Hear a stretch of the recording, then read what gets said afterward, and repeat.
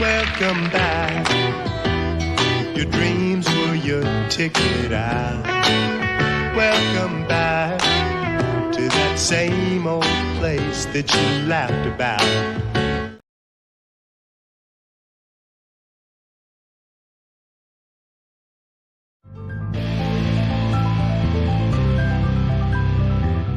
The Dirty Kenzo stakes no claims to any songs or videos you might see on the site. Enjoy, motherfuckers. You ever had an ass whooping so bad when you were young, you still remember that shit to this day? Traumatized, be adding in special shit that didn't even happen and make it way worse than it used to be. I remember it like it was yesterday. I saw you losing your necklace! Wait, you lost my necklace, you son of a bitch!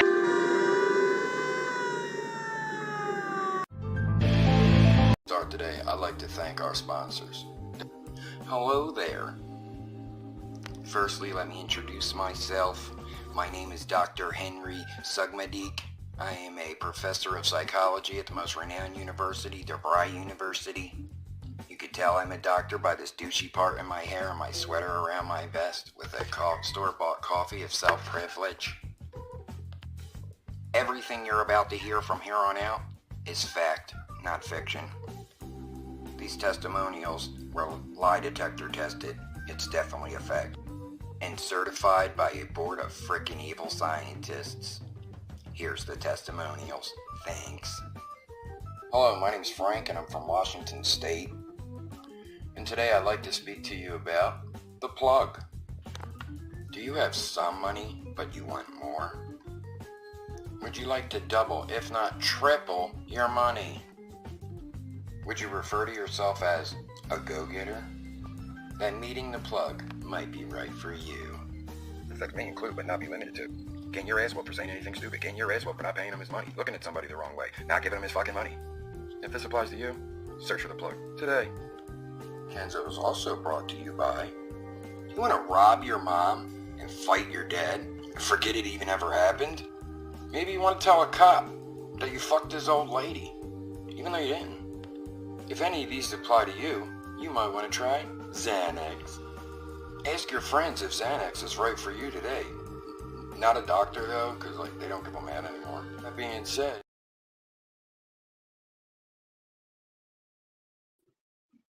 ladies and gentlemen, it's 2024. Let's get it started.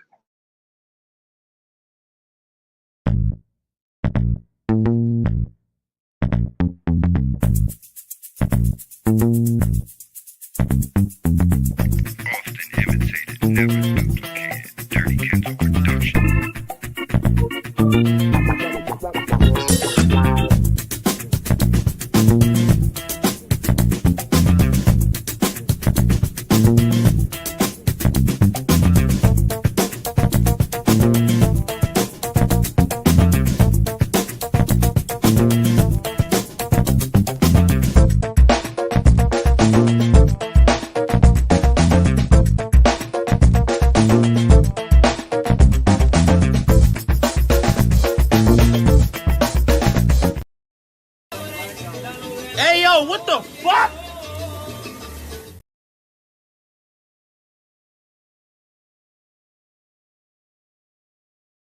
Trevor, you are the weakest link. Goodbye.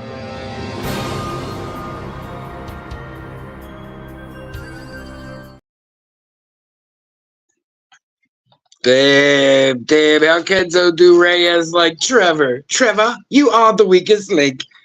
Goodbye. And we are live, coming to you from a rainy, icy night here in Pennsylvania, Trizlakistan. It is Convos. This is 2024. We are coming back to you guys. Salute everybody in the chat. We appreciate you guys. Just starting, we were supposed to do our show last week. Schedules were crazy. I said, we got to do it this week. It's raining out, pouring. I can hear it. So nothing on deck specific. We're just going to talk about a couple things that are. You can hear it, right? We'll get to that. Will we? I don't know. Maybe. Eat your cotton candy and let me do the goddamn intro, woman. Do it right. Welcome, everybody. This is Convos, Murph, Kellz, Pamela J. We talk about this shit no one else wants to. Critical thinking and common fucking sense. We have no. As rare as that is anymore. All right, you ain't even funny tonight, dog. We ain't even start yet. But yeah, we're going to do a little like free-for-all format for the most part. I do have a few things I want to talk about. But other than that, after our initial intros and all that shit, we will open the link. Open the panel, rather. Link is in the pinned comment. We'll open the panel up to anyone. Pamela J, you could come up whenever you want, sis. Other than that, we appreciate everybody tuning in. Once again, DirtyKenzoproductions brings you guys Convos 2024, and we are like Reyes herpes flare-ups. We're back. Welcome back. Your dreams were your ticket out. Welcome back to that same old place that you laughed about. Ain't nobody got time for that. Sure, Jan.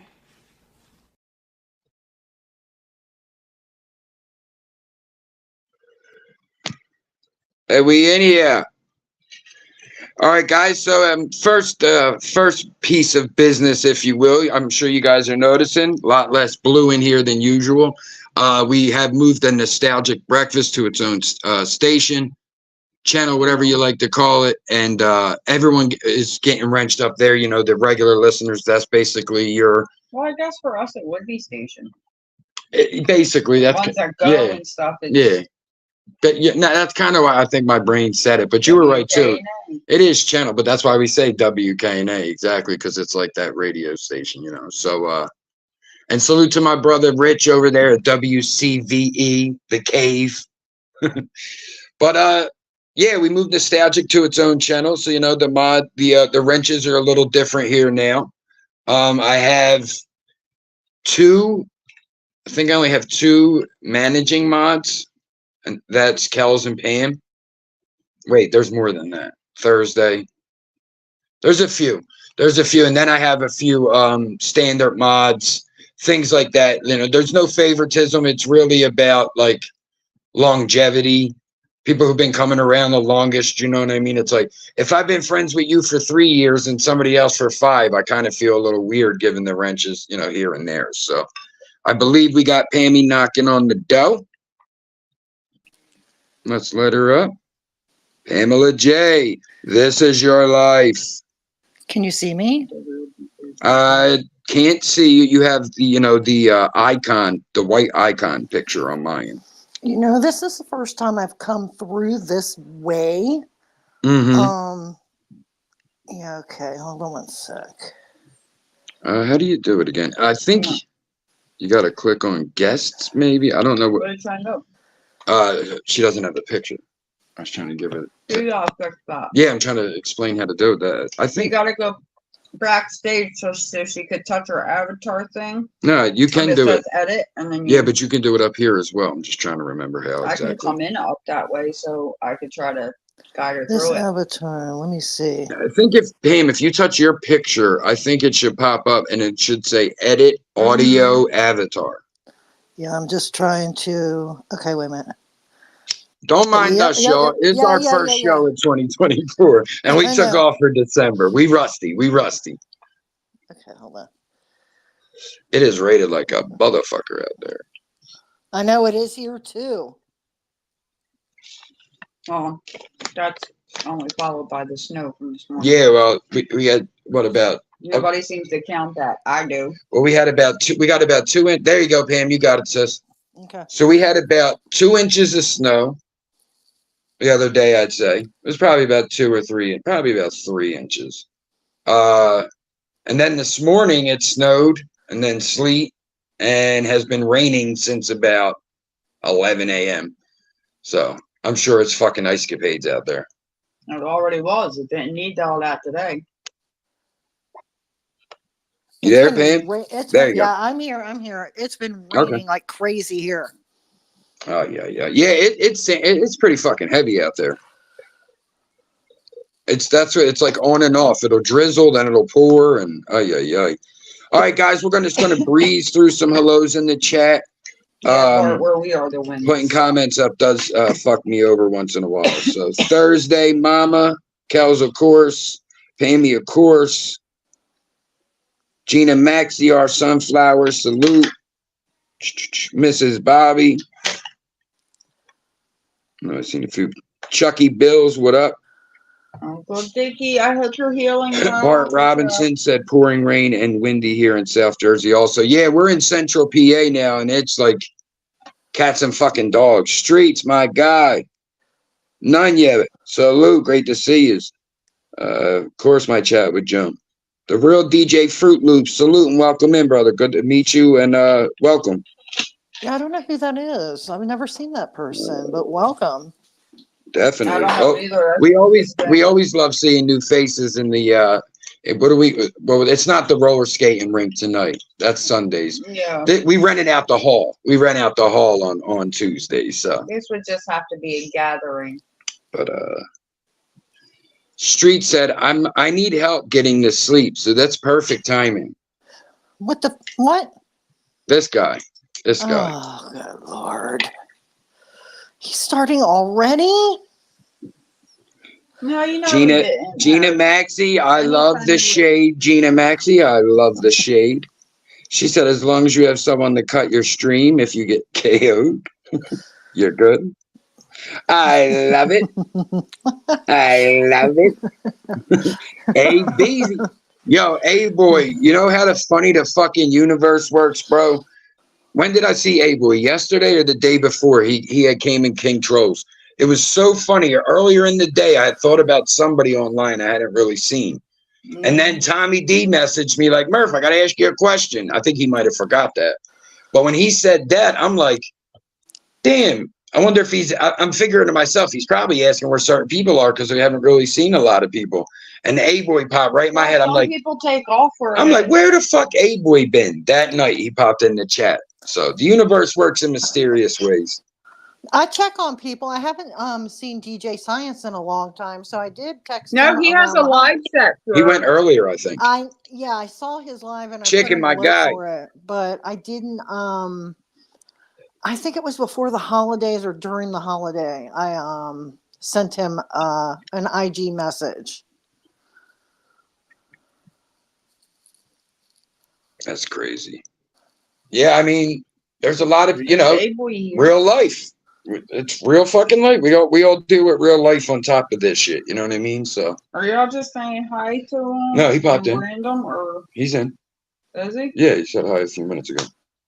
How'd I miss it? But yeah, guys, again, this is our first show of 2024. We haven't done a show since I think the end of November.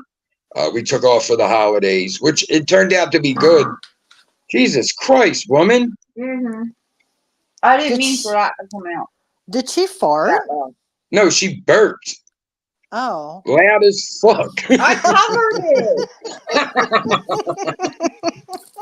I am too stoned for that kind of burping, miss. Listen, this is also what got us on the duet with your mom. Fuck you, okay. On Day Street. Yeah. This same exact thing. I covered it and the mic still picked it up. Mm-hmm. That is hilarious. We just sang Jesus and then Christ. I burped. Oh, look, Oh, Chucky, okay, hey, boy. Chucky Okay, said hey, that boy. was a Could have fun. been at the gym. Yeah, guys, like I said, don't mind us. We're just getting back into the flow of things, you know, talking with the chat a little bit. We're just keeping it a little more loose. I do have some topics. We'll get into them later. You know, we're going to just keep going with our intro and shit. But, you know, we always like having a good time. It's like Chuck an said it was a fart. airbag. She had like an airbag explosion. No. Trust me, I have no qualms. She about said, telling her. burp. I said, damn. I was going to just burp, but we were live, so I was like, let me cover it so I'm not being rude. All the troll channels. And you still fucking heard it. But I don't give a fuck. People burp. Oh, well. All the troll channels like, extra, extra, Queen Kellz burps. Read about it on page 3. Yeah, really, for real. Listen, if I mean, that's what they all got, a burp it's is, going to all burn a burp trouble. is a mouth fart. Ladies so. at iTalk are in the building. Congratulations on the ladies. Hit their 1K. Proud of y'all. Proud of y'all. Yes, very Worked proud. hard. They worked hard. I was just getting ready to bring that up. It's funny they pop in because I was just getting ready to say, Pam, when you were saying you try Streets, this one does, okay? when you try to keep up, and it's like I feel so bad about with channels as well, because it's like even 2 months ago, we both had way more free time to pop in the lives, where it's like now sometimes me and Kellz are, it's like, you know, we're trying to find the time to be able to pop into a live just to say hello. Mm-hmm. And it's cool because Linda hit us on Sunday and was like, hey, taking a break, still going to hit like. Mm-hmm. And I just laugh because it's the same thing I do. Like if I go to the ladies at iTalk and I can't stay, anyway like if I go to ladies at iTalk and I can't stay, I'll drop the like, I'll share, and I might not even say a word. They won't know I shared until after their show. Mm-hmm. Well, But I mean, that's the way it is sometimes. I Art you Honda in the building. Yeah, that's, you know, like I said, it's, you got to get back into the groove of this. This Hey, podcasting baby. shit ain't easy. No, But it's has not. anybody? It's- We'll start the convo right here, everybody. But has anybody here, Pammy? I'll ask you.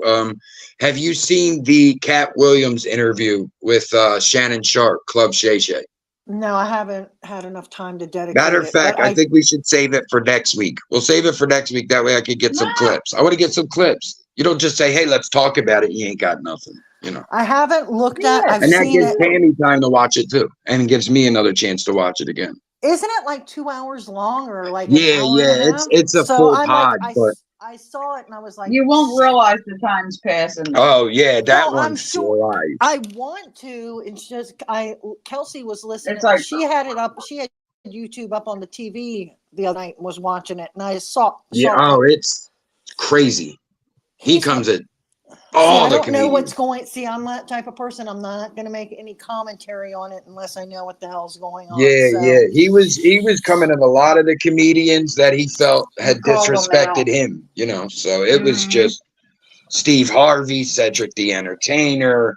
I don't know. Yeah. Does it? Am I on the right track when I say, because you know how much I love Dave Chappelle, right? So, is it more like Dave Chappelle didn't fall for that they were trying? Like, is it like have to do with like how they try to how do I say it?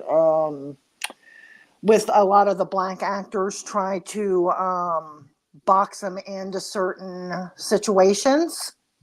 I think to an extent, he definitely talks on that. Cat's talked on that quite a bit, and you know, obviously, I'm a white man, so I can only have my perspective. But Right. it definitely raises you something to look at. Like you ain't got to believe it, disagree with it. It's definitely something to look at. So it's when he makes the point to say every black comedian ends up in a dress. Every male black comedian, you know, let me be specific, ends up in a dress. And then you start to look at it a little bit and he's not wrong, you know. And then I even had some to me, well, what about all the white actors in dresses? I said, okay, but then we have to start, people never want to realize these things when they make these blanket statements. Then we got to get into percentages. The So it's percentage of about- so white it's more- actors is way bigger than the percentage of black actors. So it's if I more- had 90% of 1,000 black actors have done it, and then I have fucking 30% of 30,000, those percentages are the same. You know, so it's people have to just realize how the math on it works. But Cat Williams is one of the only ones that hasn't. Oh, okay. So it's all about there's two like types of controversy going on, because I was more or less following Taraji B. Henson. She's from DC.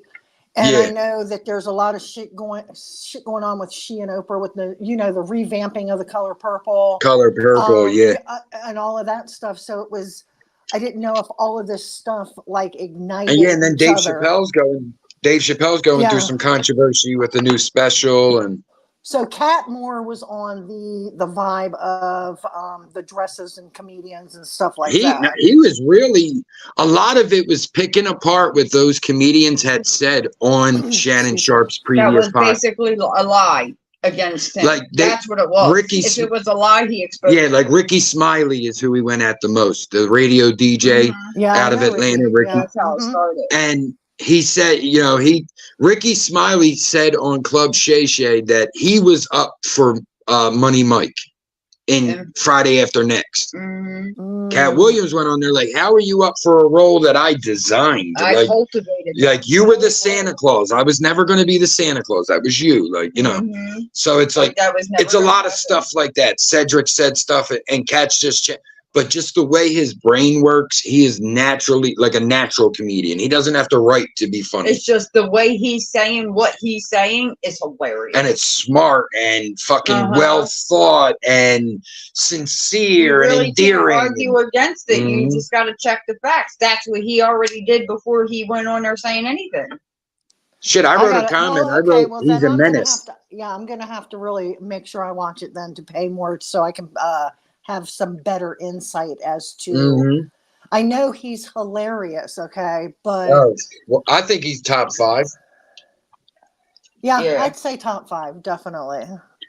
I mean, of course, like I said this to Kellz, when we actually watched the podcast and we had this exact conversation, where does he belong? I think when it comes to top 10s of anything, comedians, we see it a lot in comedians and rappers. Let's be honest, that's who you see it the most. But I think when it gets to top 5s, I think that's just what you like, because there's going to be people out here that will say, it's your preference, really. You can't. If you like redneck comedy, okay, like your lane is redneck comedy. Jeff Foxworthy. You've never, let's say you've never Larry watched the Cable Guy. Let's say you've never Jeff Foxworthy. But that's what I'm saying. So as a redneck comedy fan, we're saying top 5. I got 4 guys off the top of my head. The redneck comedy tour: Jeff Foxworthy, Larry the Cable Guy, Bill Engvall, and Ron White. That's 4 redneck cowboys. Now you could throw in another one. There's fucking 10 of them, so you can throw in another one. There's your redneck top 5, right?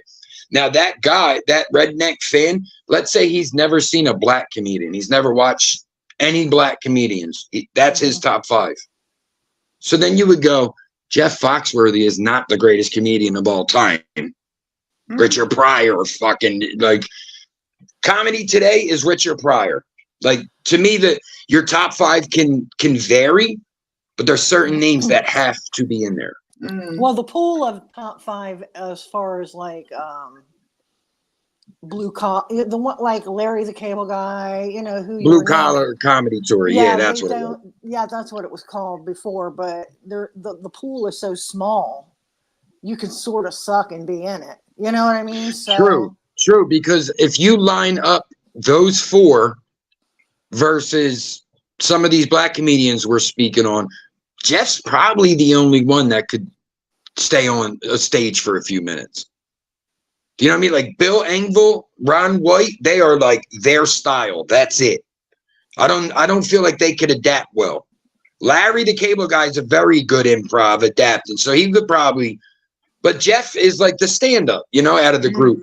But it's like, I feel like if you're not, it's all about experience in life. Same thing with music. If you say the top 5 artists of all time, you say rock bands, that's not going to be true because you have rap, pop, R&B, jazz. You gotta break it down into genres and like that's what it always breaks down to the micros, to the genres. But that's what I'm saying. In comedy, I don't feel it has to go there as much as music.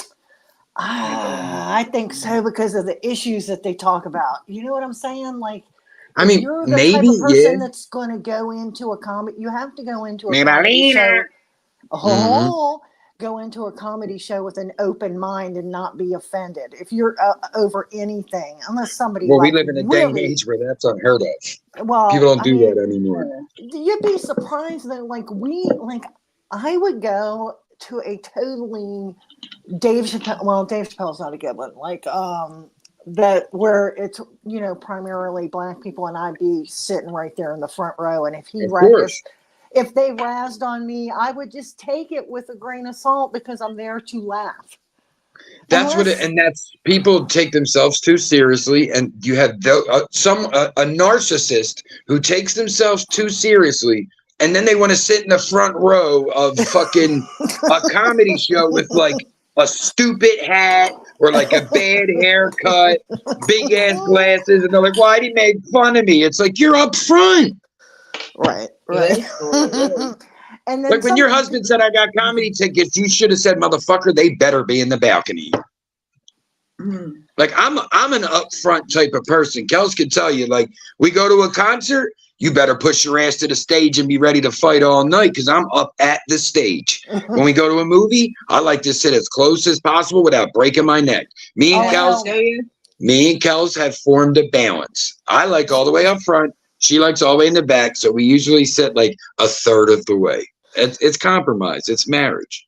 Yeah, because he had me sitting on top of the fucking screen. I got to run all the way to the back of the goddamn theater just to understand the scene because I can only see one part of it. I'm like nose to nose with the damn screen. I'm like, no. Look, Jack the Giant. That's way too fucking close. Jack the Giant Slayer ain't ever felt so real. You look like a giant. Yeah, I can't. Like you would know. You fell asleep. I slept through that whole movie. I woke up like, what's happening? Fuck it. Speaking of movies, like, has anybody, and I think I asked, is Ivy here? I think I asked Ivy earlier. Has anybody, like, watched the movie Saltburn? What is that movie supposedly about? Saltburn. I don't think so. No, but I'm going to look it up, so hold on. Okay. I hear it's like a real controversial. Gina, exactly. Kellz was like, never again. We will never sit up front again. I was like, that was great. I was mad as shit. Like, what the fuck?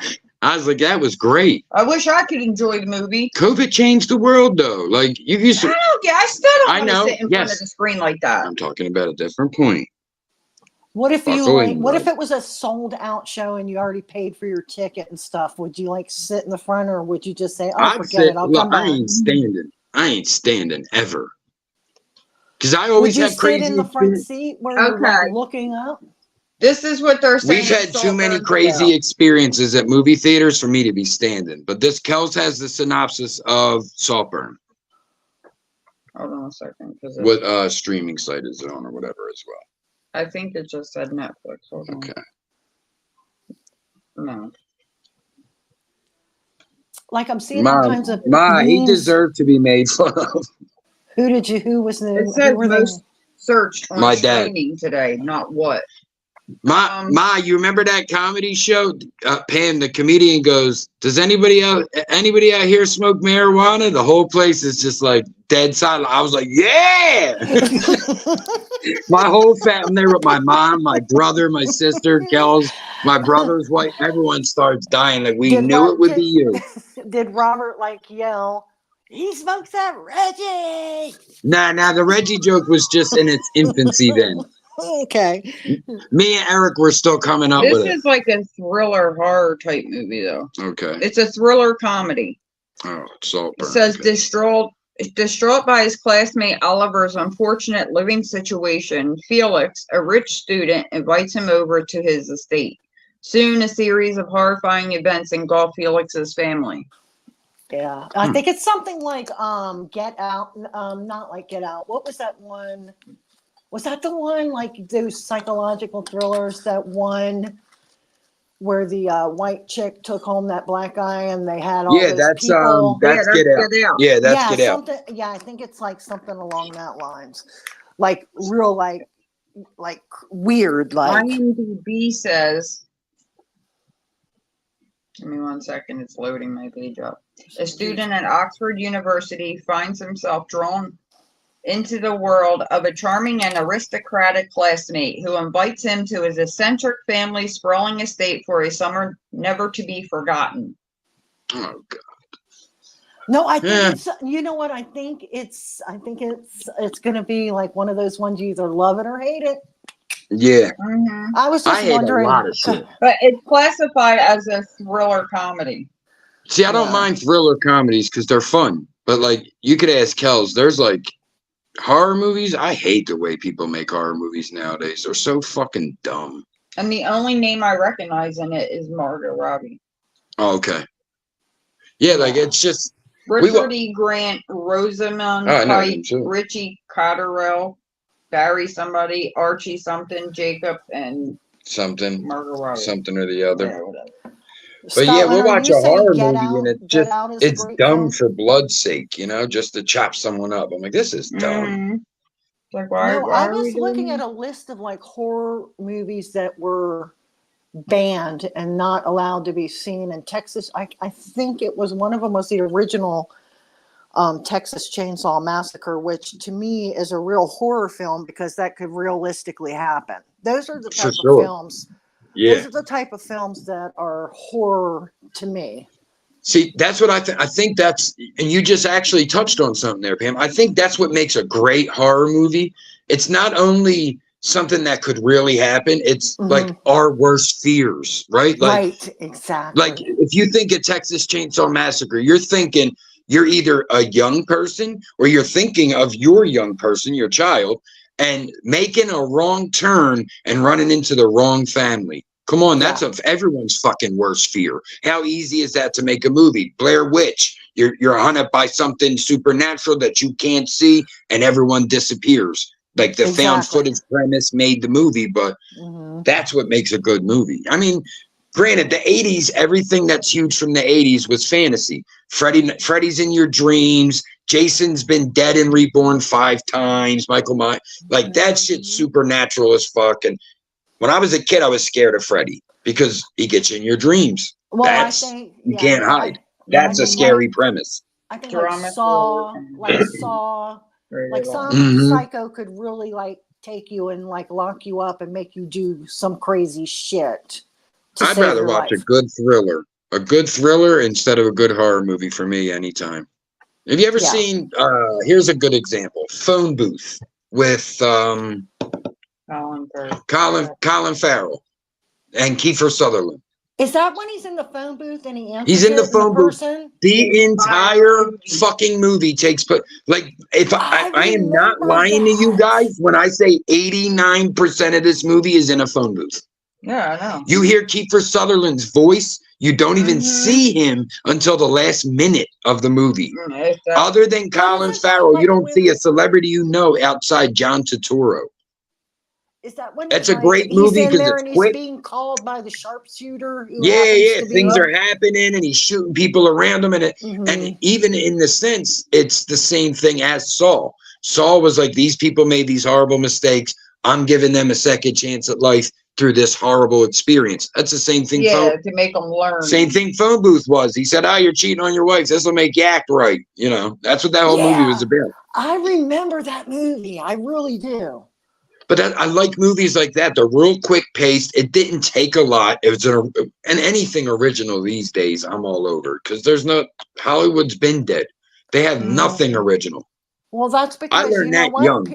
I learned that young. Yeah, well, and even more so now with the access that we have to like all the great films that what is it is it called the Cannes Film Festival?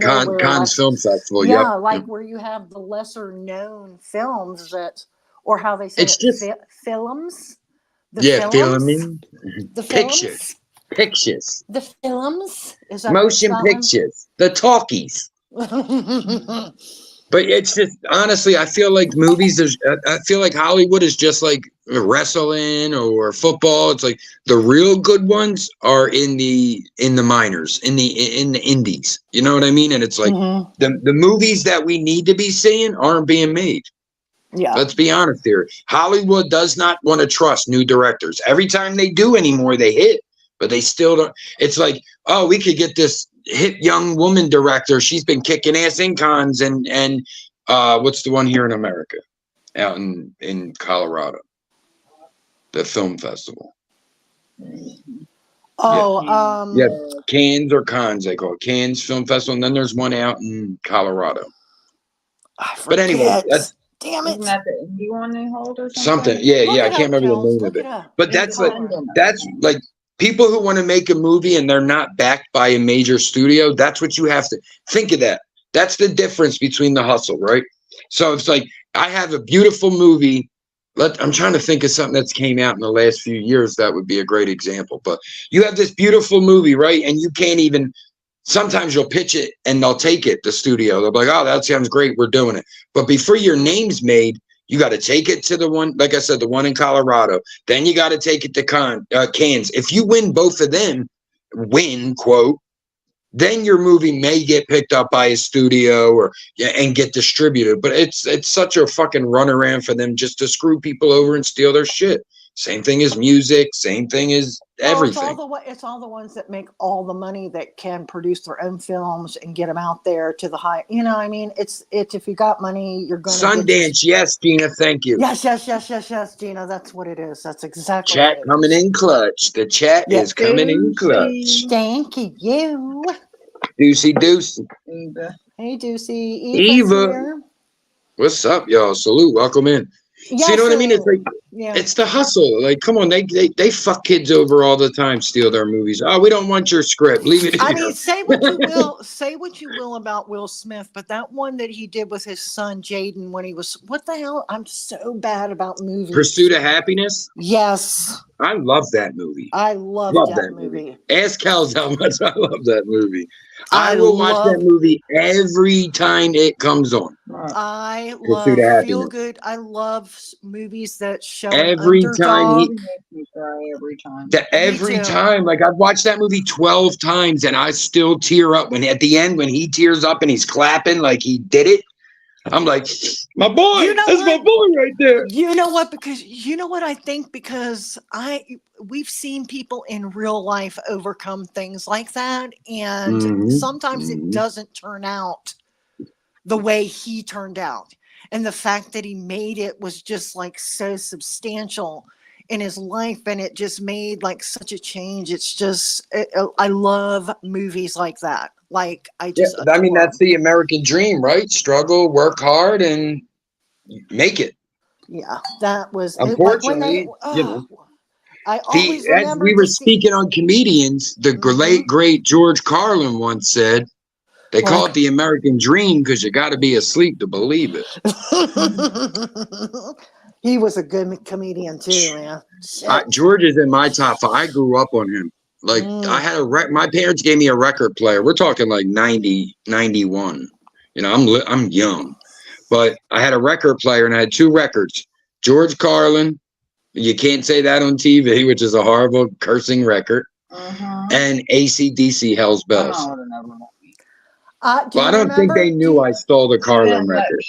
Watch certain shows. I don't think your mom would have been good with the 8-year-old hearing, and I quote, "Rat shit, bat shit, dirty old twat, 69 assholes tied in a knot. Hooray, lizard fuck, shit." Quote George Carlin. Do you remember Andrew Dice Clay? Oh, little Miss Muffet sat on a tuffet. He said, a spider came down and said, yo, bitch, what's in the bowl? Oh my gosh. Eddie Murphy was funny. As Carlin got older, though, it's like I'm seeing it with Chappelle now, and a lot of these guys. It's like as they get older, they start. Gives Carlin vibes, but without the humor. Street, you're like every British. You're like I love. He's like every British comedian. No one understands your humor but you. No, you know who's a funny British comedian is Rick Gervais.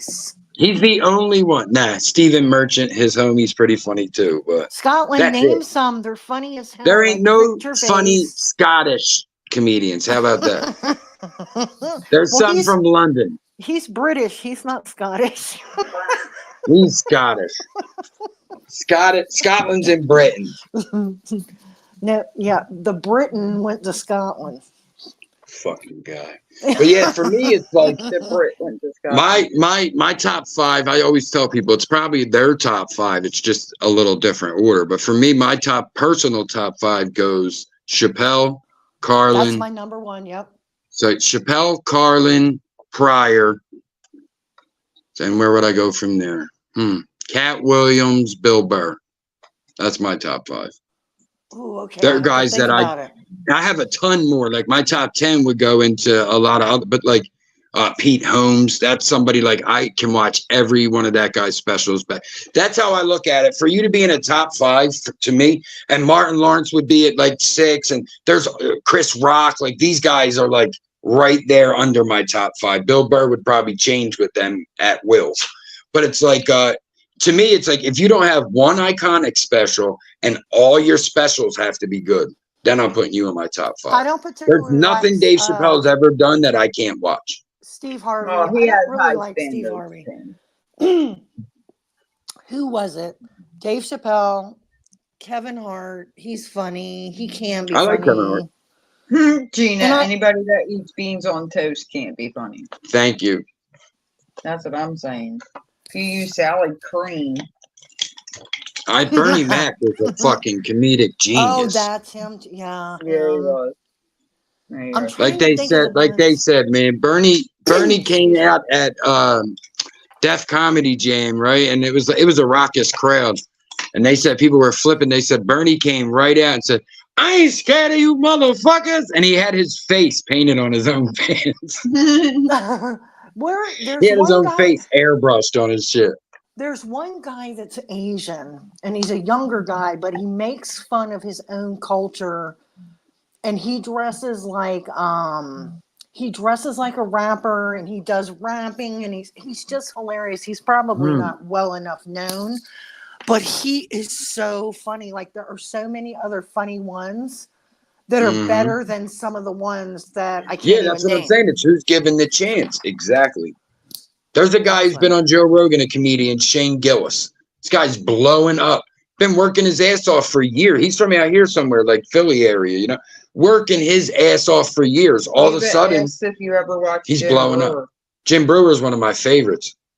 Ooh, yeah. Ooh, ha, ha. When he's making fun of Metallica. No, You ever hear the Metallica record? Ooh, yeah. Ooh, yeah. Ha, ha. Ooh. Hey, Scotland, how about Alan Partridge? Who? Who? Alan Partridge. He's funny. What? Bro, what are you talking about, man? Oh my God, this new StreamYard setup. I can't tell what's going on. I don't like this new StreamYard setup. It's all right. I was just playing a clip. Oh, okay. I didn't, or I would have. Sure, Jan.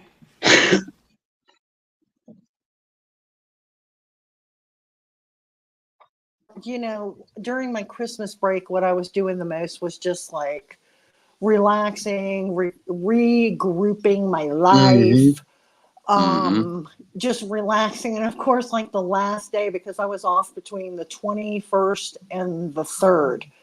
So the last 2 days is when I get in full throttle mode before I have to go back.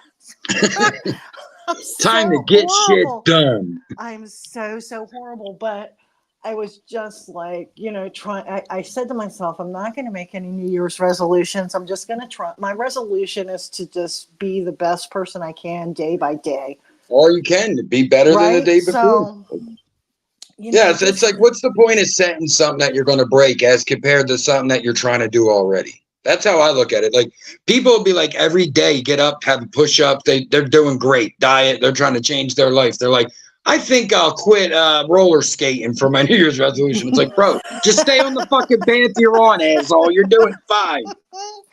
Yeah. So People we were, and it was they got to go too far. Yeah. You sometimes if you set your expectation too high, you give up too soon. You know what I mean? Like exactly. It happens all to most people. I'm going to stop smoking cigarettes, and they're smoking the next day. It's like you weren't ready. Or you don't tell anybody, because if you tell anybody that you're going to do something and you slip, they will hold it against you. Yeah, they're going to hold you to something you won't. Exactly. It's all, I mean, that's a slippery slope, but we didn't it was real. And I think a lot of people were in the same boat. Real low key. It was about the kid. It was about children. It was, it felt a little different this year. It did feel a little different this year. It didn't even feel like it. Like we didn't even, we didn't even open gifts. It being on a Monday definitely threw it off. Yeah, it definitely threw it off. This year it's like, no. Like it felt Christmassy, but Christmas Day did not feel like Christmas. New Year's felt like Christmas. Yeah, I agree. We didn't do shit. What, this weekend that just passed? She didn't go back to work till today, right? Yeah, today. So we didn't. What, Saturday, Sunday, Monday? We barely did anything. Yeah, and thankfully, with the weather turning to shit. Yeah, we didn't. Yeah, we didn't do anything either. I mean, we just made sure the kids and the family got, because the ones, especially the ones that still believe. Hey, that's what you got to do. Like, it's changing. Like, that's kind of how I look at it. Like, my siblings take care of you. Like, I didn't ask them. My kids never got a ton of shit. We never asked for a ton of shit. Like, your parents take care of your own kids. If you got it, if I got it, I'm giving my nieces and nephews like 20, 25 apiece. Christmas to me is about like your household. Do you know what I mean? It's like I get my mom something, my wife, and my kids. Everybody else, I give you a jolly Merry Christmas. Yeah. No, I mean, especially this year when you get, I have to admit, we were very spoiled in my house. And my kids were spoiled as kids too, but not in a snotty way. They just got a lot of stuff because they were good kids and, they were grateful. Yeah. But it makes a difference. Yeah, but I don't see the point in running out and buying a bunch of stuff just to give stuff. You know what I mean? Yeah, so that's what it is. Oh, look, Uncle. They'll all think I'm the cool uncle. It's like I want to be the cool uncle for free. Yeah, my brother was like, I just was getting ready to say something. I said, Deuce, I believe you, Deuce. I believe you, Deuce. What? What do we believe? He said he actually quit drinking and no one believes him. I believe you. I have no reason not to. Mm-hmm. And so I said, well, go for you. Hell yeah. Was it a New Year's resolution, Deucey? I quit having a pompadour and now I have a ponytail, old head. He always says I have a pompadour. Did you cut your hair off? No, it's in a ponytail. Oh, okay. Like a ponytail bun on top of your head, or is it like a ponytail See? Not wrapped? I can't see.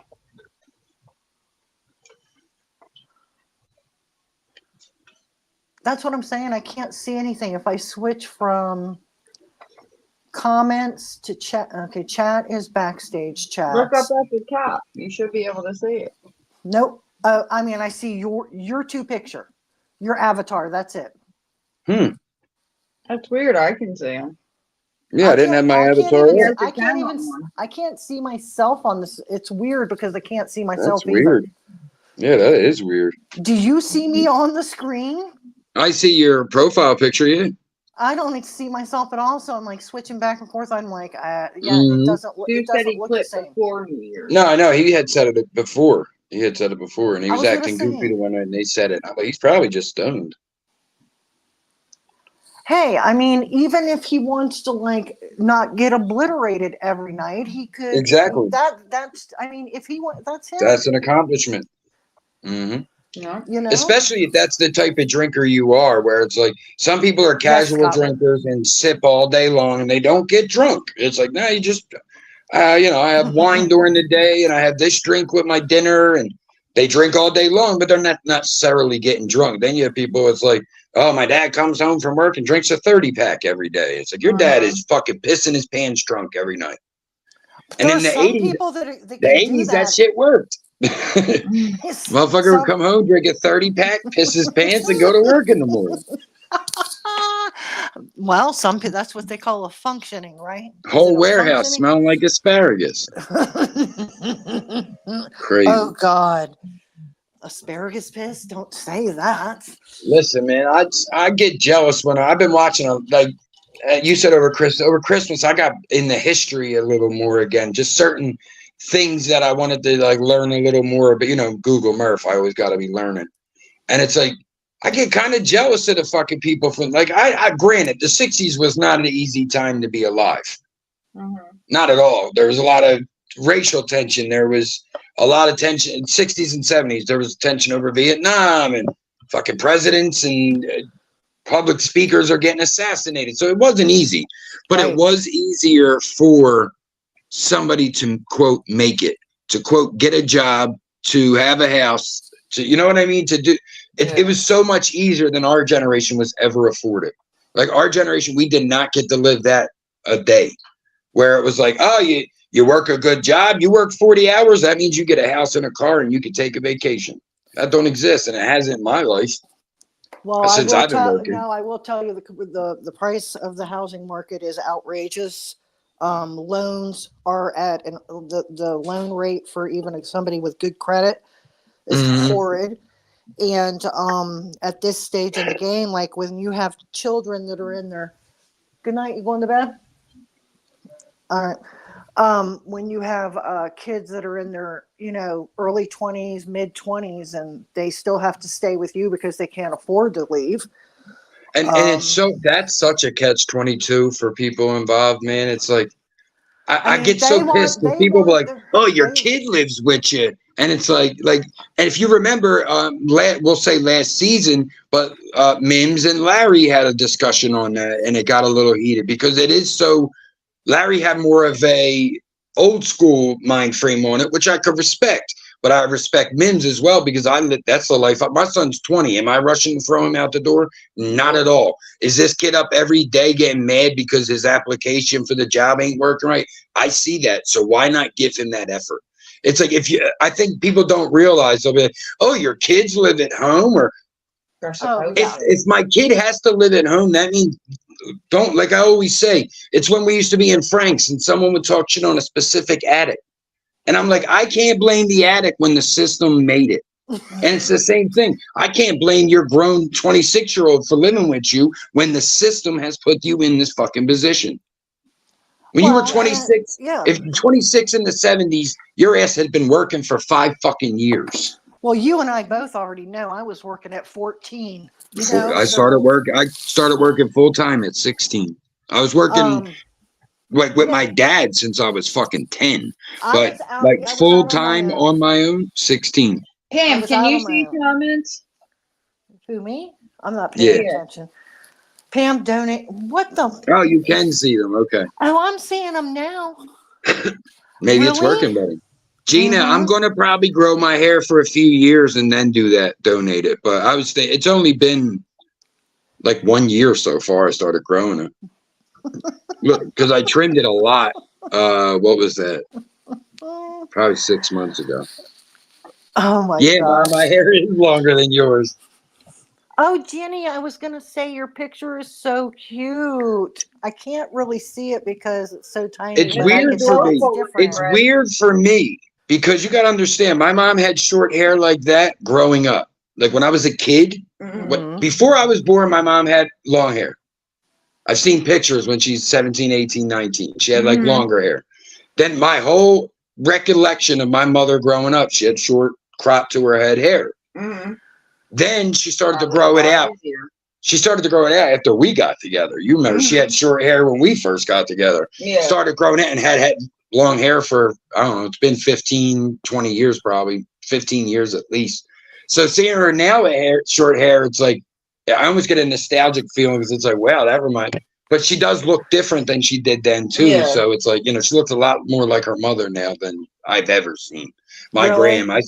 When I see my mom, especially when she did, even my dad was like, she looks like your grandma. I was like, thank you. Oh, wow. No, because the color's very, very close to Graham's. Yeah. I'm glad you said that because Graham's memory led me to remember. Happy heavenly birthday to my brother Gary. I saw that post. Yeah. So hard to believe 2016 was 8 fucking years ago, guys. Think about that. It's going on 8 years. I can't fucking believe it. I said it the other day. I was thinking about my ulcer. And I'm like, it ain't even, like, in my mind, it's been 3-4 years. And it's like, well, this happened in Philly, and you've been here for 5 years, bud. 4 Big years. LFM, honey. Happy New Year, buddy. I love you LFM, always, my too. brother. It's just, ugh. Yeah, So- but yeah, he would have been good 40 Lord. today. He would have been 40. Wow. Actually, let me get his card right here. Put that drum right up. We'll flash his picture. Fuck these trolls. I don't care. I'm heartless. You can't hurt my feelings. Yeah, you gotta be. Something's wrong with you, man. If you, yeah, fuck that. I mean, Happy come heavenly on. birthday, bro. I can't see it. I tell everybody, Pam, like, that's why I always like King Troll saying he's getting people ready for trolling. It's so true. Like, no one can affect you unless you let them. Like, my mom is around on YouTube. You know what I mean? I put myself in a position to be trolled and doxxed more than anybody else in this entire dirty sector. Have I not? Have I fucking not? Oh my God, pictures, yes. And my you know pictures what? The show my best- neighborhood. I constantly show my face, my wife's face, my kid's face. My mother's in the community. My brother comes around. My sister comes around. My best friend comes You are around. 100% correct, and I'm going to tell you what. I'm one of the most transparent people on fucking YouTube. I'm not trying to be braggadocious here. You actually took a personal experience in your life, and I'm giving Kellz credit this here too. A personal experience in your life on a panel and said, here's what happened. Any questions? Got questions? Ask me. Yeah. So Yeah. that nobody could say jack shit about it. Because That's what pisses me off when people do bring it up, because it's like, these motherfuckers, second sentence of questioning, they rage quit. Yeah. It's like, bro, I did a 2-hour fucking live over this shit. What more do you want? You want me to go to Barbara Walters? She's dead. I'm sorry, I can't. She is? I think so. I could be Yeah, I wrong. think- oh Maybe my not. God, I She's think just you're right. retired. No, no, She's you're just right. retired. You're right. You're right. You're right. I mean, Collins passed, or Joan Rivers. Jesus. Joan Rivers has to be in someone's top 20 of comedy too. You know who's like really old is Martha Stewart, but she looks damn good. Yeah. Oh my God, I couldn't believe it. For real. Yeah, I I couldn't was believe just showing him that picture, and I said, Oh, Denzel. "Guess how old she is?" And he was like, he didn't guess. Obviously, nobody does. Yeah. But Denzel. But you know what? Denzel, 70. He's hanging around with Snoop Dogg. That's what's gotten her Yep. so young and hip. smoking all that good shit. Yeah. Listen, you take care of yourself, and you know. Martha don't care. That's the thing. A lot of us stop taking care of ourselves, or we stop taking care of ourselves for a few years, and it can get you. I say that to my son because we watch wrestling together, and we all just got back into it a little bit after a few years. And it's like, we'll watch these guys like the Hulk Hogans, the Stone Colds. Some of these guys are fucking 60. Sting, if you guys remember Sting, that's a 70-year-old man showing up every week, still looking I like great. Roman Reigns. That's who I like. He's hot. Kellz don't like him. You don't I don't like Roman? this version of him. I do like him. Yeah. I like Joe. Yeah. I don't like Roman. Yeah. I don't I watch. I just enjoy it know now. somebody Like that this likes him. Roman. When we I was watched it always- last, I was always a I was John too Goat. into it. I was too into it. I was like too statistical. No, little Yeah. Mike, when he was little, he was so into wrestlers. You know, when we packed and moved, he found in his closet, he has actual WWE, John Cena, all the ones that were out when John Cena was like younger. He's got all their figurines in the original packages. He's Wow. he's got all kinds of shit. Like he used If to it's be, in a pack, I tell everybody, even if you feel it's worthless, that guy's not even that famous. If it's in the fucking package and you're grown now, you ain't gonna play with it, leave it the fuck in there. You never know. That's exactly it. I told him, and he's like, Mom, he's like, I'm just gonna keep them. Do you think I should? I'm like, yeah, just keep them. They're You know what it is? We don't look far enough down the road. Like Gina said here in the chat, she said, I wish I had taken better care of myself if I knew I was going to live this long. And it's like, we don't look that far down the road. We don't look past us. So if your son has a figure of, it could be a B-list wrestler, a nobody. But guess what? Let's say that wrestler's kid, like Randy Orton, is way bigger than his dad was. So if you had a Bob Orton wrestler in the packaging and where Randy Orton is now, that adds value to Bob Orton's wrestler because it's his dad. Do you know what I mean? So it's like, we don't always think that far ahead. Like I always said, like when I was bury coal for your grandkids. You know what still impressed me? Bury coal and it'll be diamonds for your great grandkids. Be a diamond in a week with some of these motherfuckers. You know what I'm saying? Well, Kelsey, put it up some of these tight wide asses and they be done in a week. We took a 30 some odd question quiz, all on wrestling. Yeah. That boy got maybe 3 wrong. Oh, I know. He's got the. He was answering some of the shit before I could finish asking him. He memorized the WWE encyclopedia when he was a kid, and he's got kind of mind like. That's the best thing my mom ever He has my photographic memory, but I don't know what. It's not photographic. It's like he studied it before he. My photographic memory isn't photographic. I just don't know what else to call it. Photographic memory is the only thing I ever seen that was close. I had to join the WWE fan club just to get the discounts and shit on like the clothing and the T-shirts, and they would send me emails constantly, and I'd order him shirts. He loved that shit. He would run around the house with those belts, those big ass belts, and we were just fucking reminiscing on that shit the other day, watching it with him, looking at Junior like, you big fucking oaf. Like he used to think that I was John Cena. And see, because I had a similar haircut and I would leave for Raw. See, I used to like. I liked John Cena. He was cute. P3. Well, my mom tried playing a joke and it backfired. Yeah, Kell's mom said, "Look, Tommy, that's your dad trying to act like John Cena was his dad." And no, he thought John Cena was Murph. Because I had a similar haircut, and when Raw would come on, I didn't want to watch it. I was bored with wrestling, so I would go to my homies and watch The Wire and smoke and shit. So my son, he's like, "Oh, Daddy's going for wrestling and has that haircut. He's John Cena." He would say, "I saw you wrestle on TV." I played along with it for a while, and then I had to be like, "All right, but I'm not John Cena." Look what Scotland put about Kellz gets. Oh yeah, Kellz gets. My mom never made that joke again, but she was bitter. Kellz gets Murph to dress up like a wrestler and jump off the top of the wardrobe. We don't say wardrobe, you fucking idiot. It's armoire. It's a bureau. It's a dresser. Okay, champ. Hey, yo, what the fuck? It's a boutique.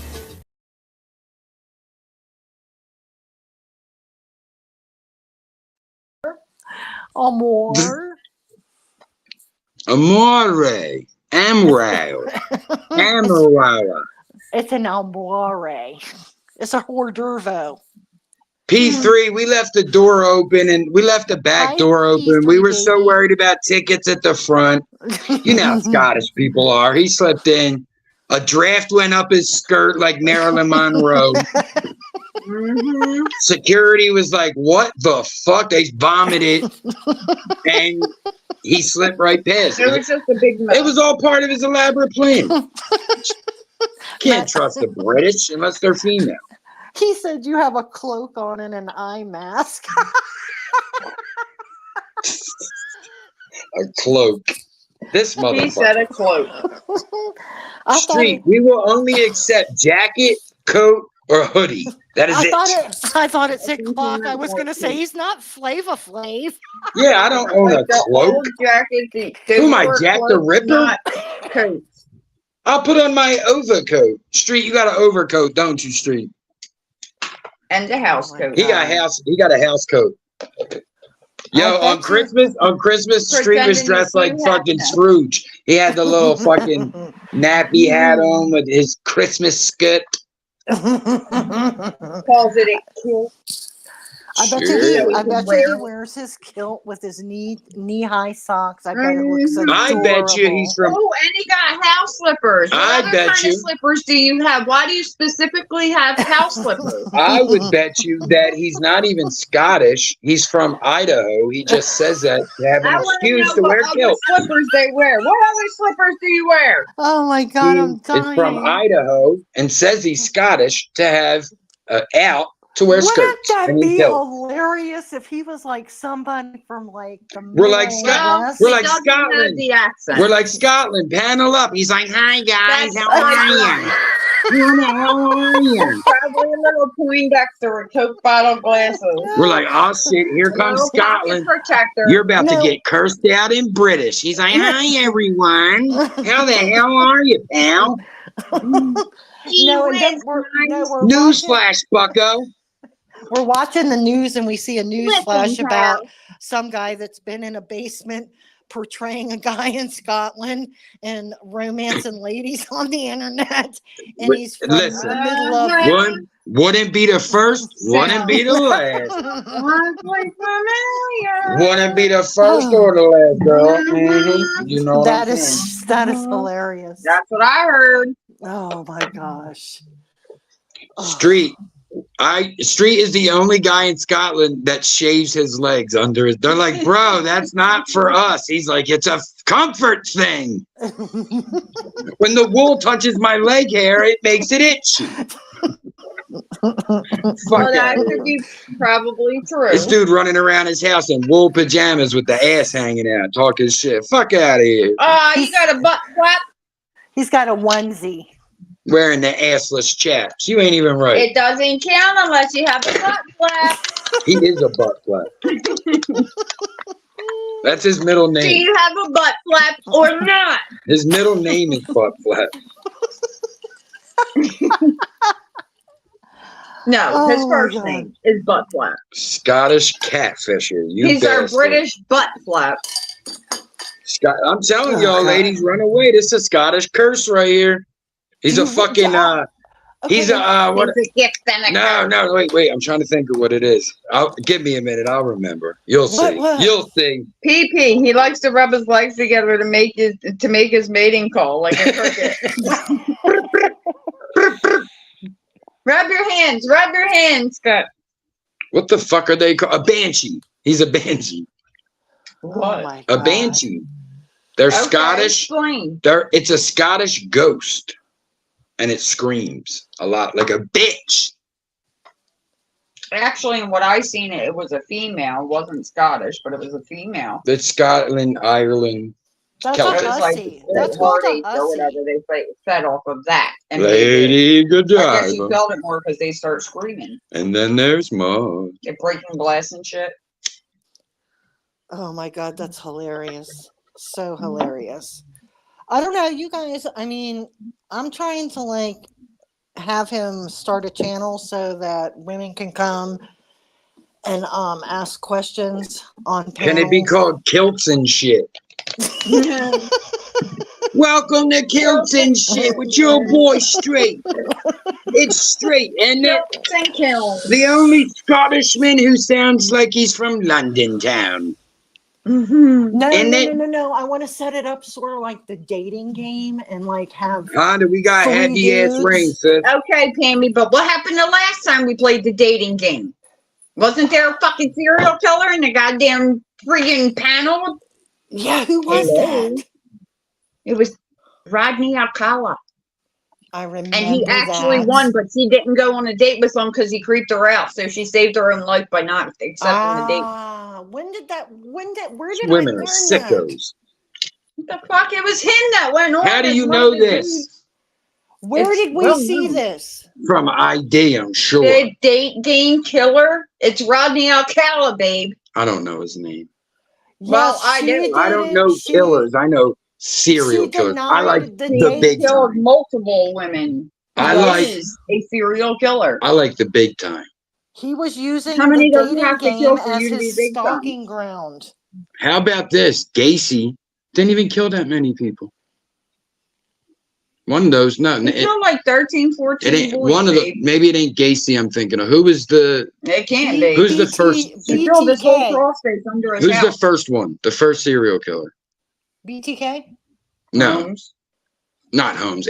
First American serial killer. I don't remember. Fucking, I'm saying Gacy, but that's not his name. The clown. Casey. I'd say maybe it is Gacy then. But yeah, one of them, it was like there was only like I don't think he Two? was the first. But 2 or 3 deaths Like they only killed 2 or 3 people, and I'm like, well, then they're on the list with like Dahmer killed 10. Yeah, because he did kill way more than 2. Maybe that's what it is. One of them. He killed the whole crawl space underneath his house, babe. How do you think he got caught? It's crazy. I can't. He You know ran out what? of space with bodies. Kellz is really up to date on serial killers. Does that Yeah, she's been plotting my fucking murder with ID for years. Murder porn. I knew most serial killers before I watched ID. We live in a day and age where people watch serial killer shows all day long. Oh my God. I listen to them when I go to sleep too. There is one thing Judith didn't know. That'd be her last day at the popsicle stick factory. What about the Kellz? What do you think of the guy that didn't they do a show on the one dude that killed his pregnant wife and his 2 little girls? What was his name? Chris Watts. Oh, that was all because over. he just did that shit in 2018. Yeah. And his trial went through real fast and everything. Yeah.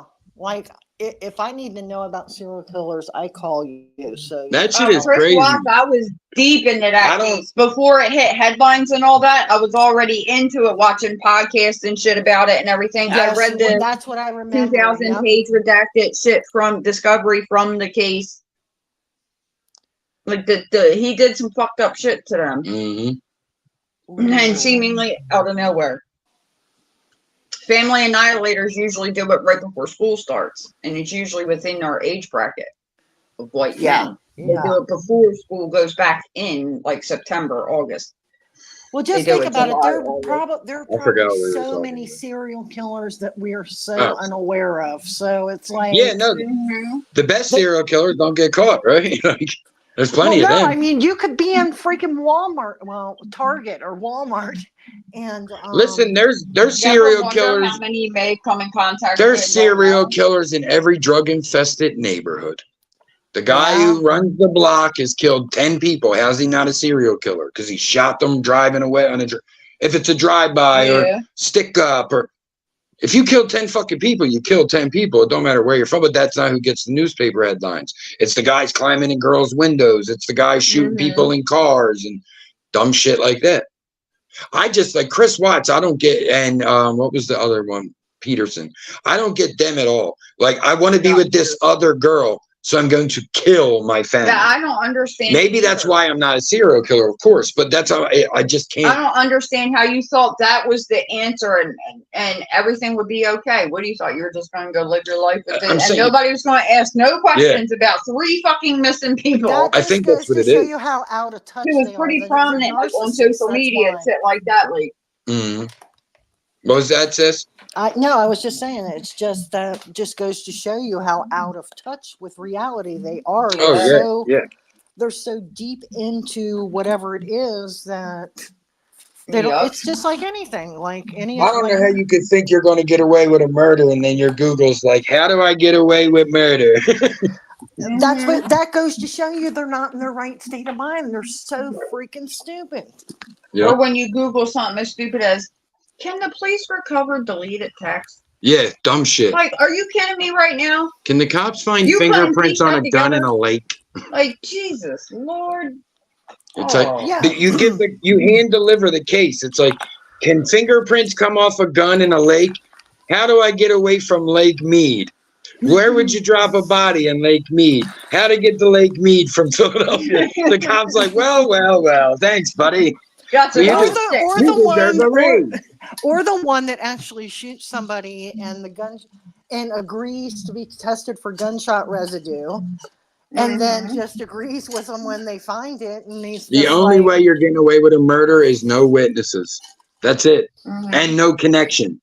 That's the problem. People are like, they go kill a guy, and then they're like, my family's dead. Who do you think it was? It had to be John. They were beefing. It was John. Like, you know what I mean? That's what happens every time. It's like, you got to be able to be like, you know what? We're good, buddy. Don't even worry about that 10 grand you stole off me. Have a good life. And then like a year later, that's how you do it. My motto has always Trust me, been, I've done it. If you don't want anybody to know, don't tell anybody. That's what it is. But we live in a world where everyone's got to, someone has to understand me. They have to understand me. Why does no one? I'm depressed. No one understands me. You can trust. Bitch, no one understands themselves. Shut your dumb ass the fuck up. You can count on one. I can literally count on one hand people I trust. Facts. Explicitly. I said that too. Even with YouTube, I was saying it the other day. People were like, "Oh, these motherfuckers." Even King Troll was saying about like YouTube friends. I'm like, bro, I got a few people that I would call a friend on here. Everybody else is acquaintances, which is like someone that could eventually become a friend, but they ain't not enough connection. That's what it is in the real world to me, at least. So that's what I look at online. There's people I fuck with, and there's people I ride for. But I mean, there's a lot of that. You could think someone's your friend and they're bad mouthing you. You know what I mean? So you got to watch who you're fucking with. Well, you really do, and I'm that type of person. Also, I need to build a rapport with you, but at the same token, I need to see your face, man. I got to look in somebody's eyes and their mannerisms. Yeah, I'm one of those type of people, so you know, it's you true. Just don't know. You know, I mean, a lot of people on here are too easily swayed. They don't think for themselves enough. Like, you could call yourself my homie, and then someone tells you something about me, and you believe it and run with it and treat me like shit. And it's like, bro, you're supposed to be my homie. You should have came to me and asked if it was true. Yeah, like people would just, I've seen it happen. People say, and I don't get it because the internet has always been a place where people will say something that is a complete lie. Sometimes I'd be like, okay, well, what do I do next? Yeah. I mean, I want to know. You know more than I do. Right. Like, let me know. What happened? Oh, did I? Yeah, but there's lots of people that we're pretty close with on the internet. But if it were you or Kellz, maybe a couple of others, I would confront people that I talk to on a regular basis. Okay.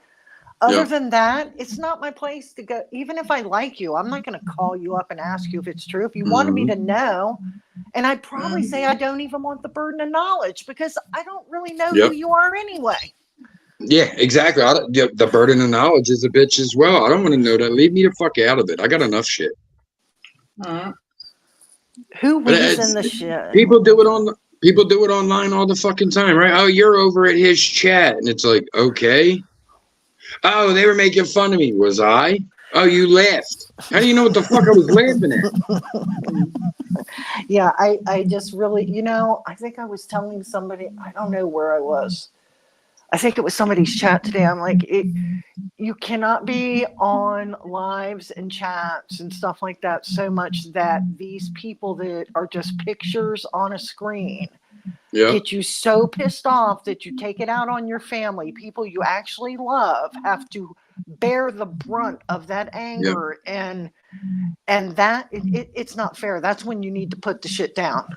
I agree. No, I mean, even some of the shit we've seen over the last few weeks, it's like, listen, if your family is not involved in like your YouTube experience, and then they are, like, something happens to make them, you need to back off. Right. Like, Kellz and my kids know all about YouTube. So if someone were to call a cop on me and the cop knocks, and I'm not getting thrown out because Kellz knows the deal. She's part of the fucking community. But if she wasn't, then we have to have a different conversation. Wait, why are these people? No. I'm saying if you weren't part of the YouTube community, though, you were oblivious to it, we'd have to have a whole different conversation. Well, yeah. Because then it's why you're gonna have to tell me something. Exactly. Then it's why your police come here, and then you got to get into this, and this, as compared to you would know. It was this dickhead because you don't like us. It makes it a different dynamic. But I mean, people don't. Those same folks say, "I'm taking a break," and they don't. I'm taking a break from YouTube for 1 hour. No, but literally that same night. I'll see you guys around. I'm leaving YouTube 2 days later. I didn't mean I was leaving YouTube. I just mean I didn't go live anymore. Well, fuck out of here. You know when even you're if addicted. Say, you're a fucking junk box to fucking YouTube. Even if you say you don't want to get involved, like we're having a conversation right now, and there's only I don't know how many people in the chat or whatever. 12. Okay, so anybody across the entire world could listen to this and have maybe disagree with something that I say, right? So you've got salute, Zagi. You really put yourself out here when you get up on these panels, man, and you say stuff. As long as if they're not going to be able to find you, more than likely, but I'm just saying, like, they could make your life living hell. I mean, people don't. I knew a lot of this shit before I came to, like, do you know what I mean? It's Shut like up, Scott. I put myself in a position to not have to worry about the same shit that I see happen, and I knew it already. Like people that are dealing with their kids being doxxed, and it's like I waited till my kids were grown. People with their jobs being doxxed, I waited till I became somewhat self-employed. Do you know what I mean? It's like I waited till those things started falling in place. Then I was like, oh, maybe I could take YouTube a little more serious now. Then you got people who are like, oh, I'm sorry, let's start a live. And I'm still trying to live a life. It's not good for the viewer. I think about the viewer. I think about nobody wants a 25-minute intro. Outros should be long because nobody wants to fucking leave. But an intro shouldn't be long. When you watch a TV show, when you watch Saturday Night Live, how long did they play the Saturday Night Live music for? 12 seconds. They do a skit. They do their cold open. Then they go live from New York. It's Saturday night. They play the music. Say 10 people's fucking names and a person comes out. That's the whole intro. Do you like Debbie Downer? How about the outro? I want to thank John Lewis, and they're on stage and people are clapping. And it's, I'm thinking of Debbie Downer. I'm gonna have to get that video for you now. And you know what? Chris Farley. Rachel Dratch. Rachel Dratch. Yeah, she's fucking hilarious. Oh my God. Debbie Downer. But you know what I'm saying? It's like your intro can run off a little bit, but not, I mean, your outro rather, but not your intro. Your intro should be just what your intro is. 2 minutes. I try to keep mine no more than like 4 minutes. It's like by 5 minutes into my show, I want to be at least saying hello to people. Yeah. By 15 minutes into my show, I want to be doing what my show is about. If it's nostalgic, I'm playing music by 10:15. If it's on here, I'm trying to start the conversation by 9:15.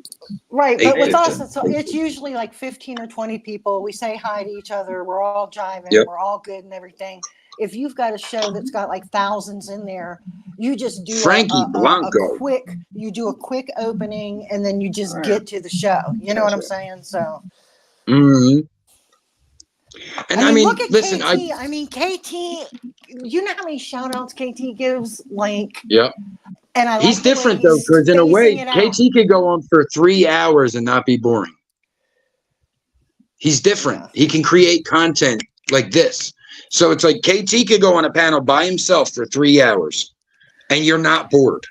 I know. There's now these other guys are doing fucking 5 hours, can't do it by themselves.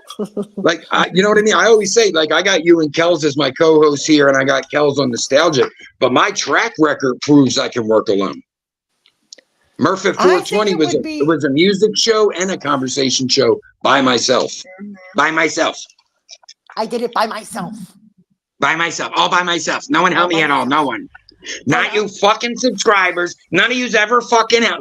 Why do people act like that? I hate that shit. They get mad and turn on everybody. So self-destructive. There's been times when KT is talking and I'm like, oh, this would be a good opening for him to invite people up that have something sensible to say, but I know he can't with his show. And I'm like, he just keeps going on and on and on, and he can continually do it and it's entertaining. So yeah, you're right. It's you see other people, like I said, I always bring the analogy, and you know, if you're not in the drug game, you wouldn't, but you don't give the crack away for free. Like, I didn't sell crack, but I mean, listen, you don't give the crack away for free, and you look at your content the same way. That's why I keep my shows on time limits. Like, Nostalgic Breakfast will never be more than 2.5 hours, ever. Like, this show will never be more than like 2:15, 2:10. Because we don't have to have as long as an outro. We're not playing music. We're not playing a longer outro. We're not saying bye to everybody. Do you know what I mean? It's like, I look at these shows like they're real shows, like on a network television channel. You know, I love TV, so I try to do it in that format. And, you know, don't give the crack away for free. You can't come on here every day for 5 hours and expect people to watch that for 5 years. Because then you're just repeating the same fucking stories over again. I'm at a place right now where I can repeat stories, and the people who've been here for 5 years have only heard it once. The people who are here after that 5 years have never heard it. So the next time I tell it, those people heard it the first time, had the excitement of the anticipation of those who did it. Oh, yeah. Now, if I told that story 5 fucking times, who gives a shit? We'd be like, yeah, Murph, you were in a fire. Whoa. You get used, you get sick of it. You're like, all right, bro, you're beating the fucking door down here. Yeah, people don't look at it that way. And look, to each their own. I don't tell anyone to have their YouTube experience. You want to buy subs so you could say, hey, I got 2,000 subs. Go for it. I never did. I don't promote my channel. I don't beg for subs. I never paid a nickel for one. I went to a place where you're supposed to go sub for sub, and I left. I was like, this is whack, and I left. So it's like, my shit is a little different. It's always been. It was built on being different, but I don't. I think a lot of things people, got to move a certain way like for me. that type of person that wants to challenge yourself, and I believe, yeah, if I'm not mistaken, that's the way KT is that he challenges himself to see. He wants to prove you wrong. Like, you say, I can't do it, I'm gonna fucking do it, and you're blah, blah, blah, and he does. Yep. Yeah, it's just the drive of a person. It's the hustle. Exactly. It's the hustle. And that's what I respect it. I respect that, and I mean, just even working with people in everyday life and a job or a friend, or you see somebody that's constantly criticized or whatever, and they just continually, no matter how bad you criticize them, they continue to do it, and then they ultimately succeed. That's the sweetest success, right? So just like Pursuit of Happiness, the movie we spoke on. It was, oh, he's gonna make it. Oh no, he got robbed for those fucking medical machines. Fuck, you know what I mean? And it's like, oh fuck, he slipped. They're sleeping in a train bathroom, and it was like a couple next scenes later, my man made it. So it's like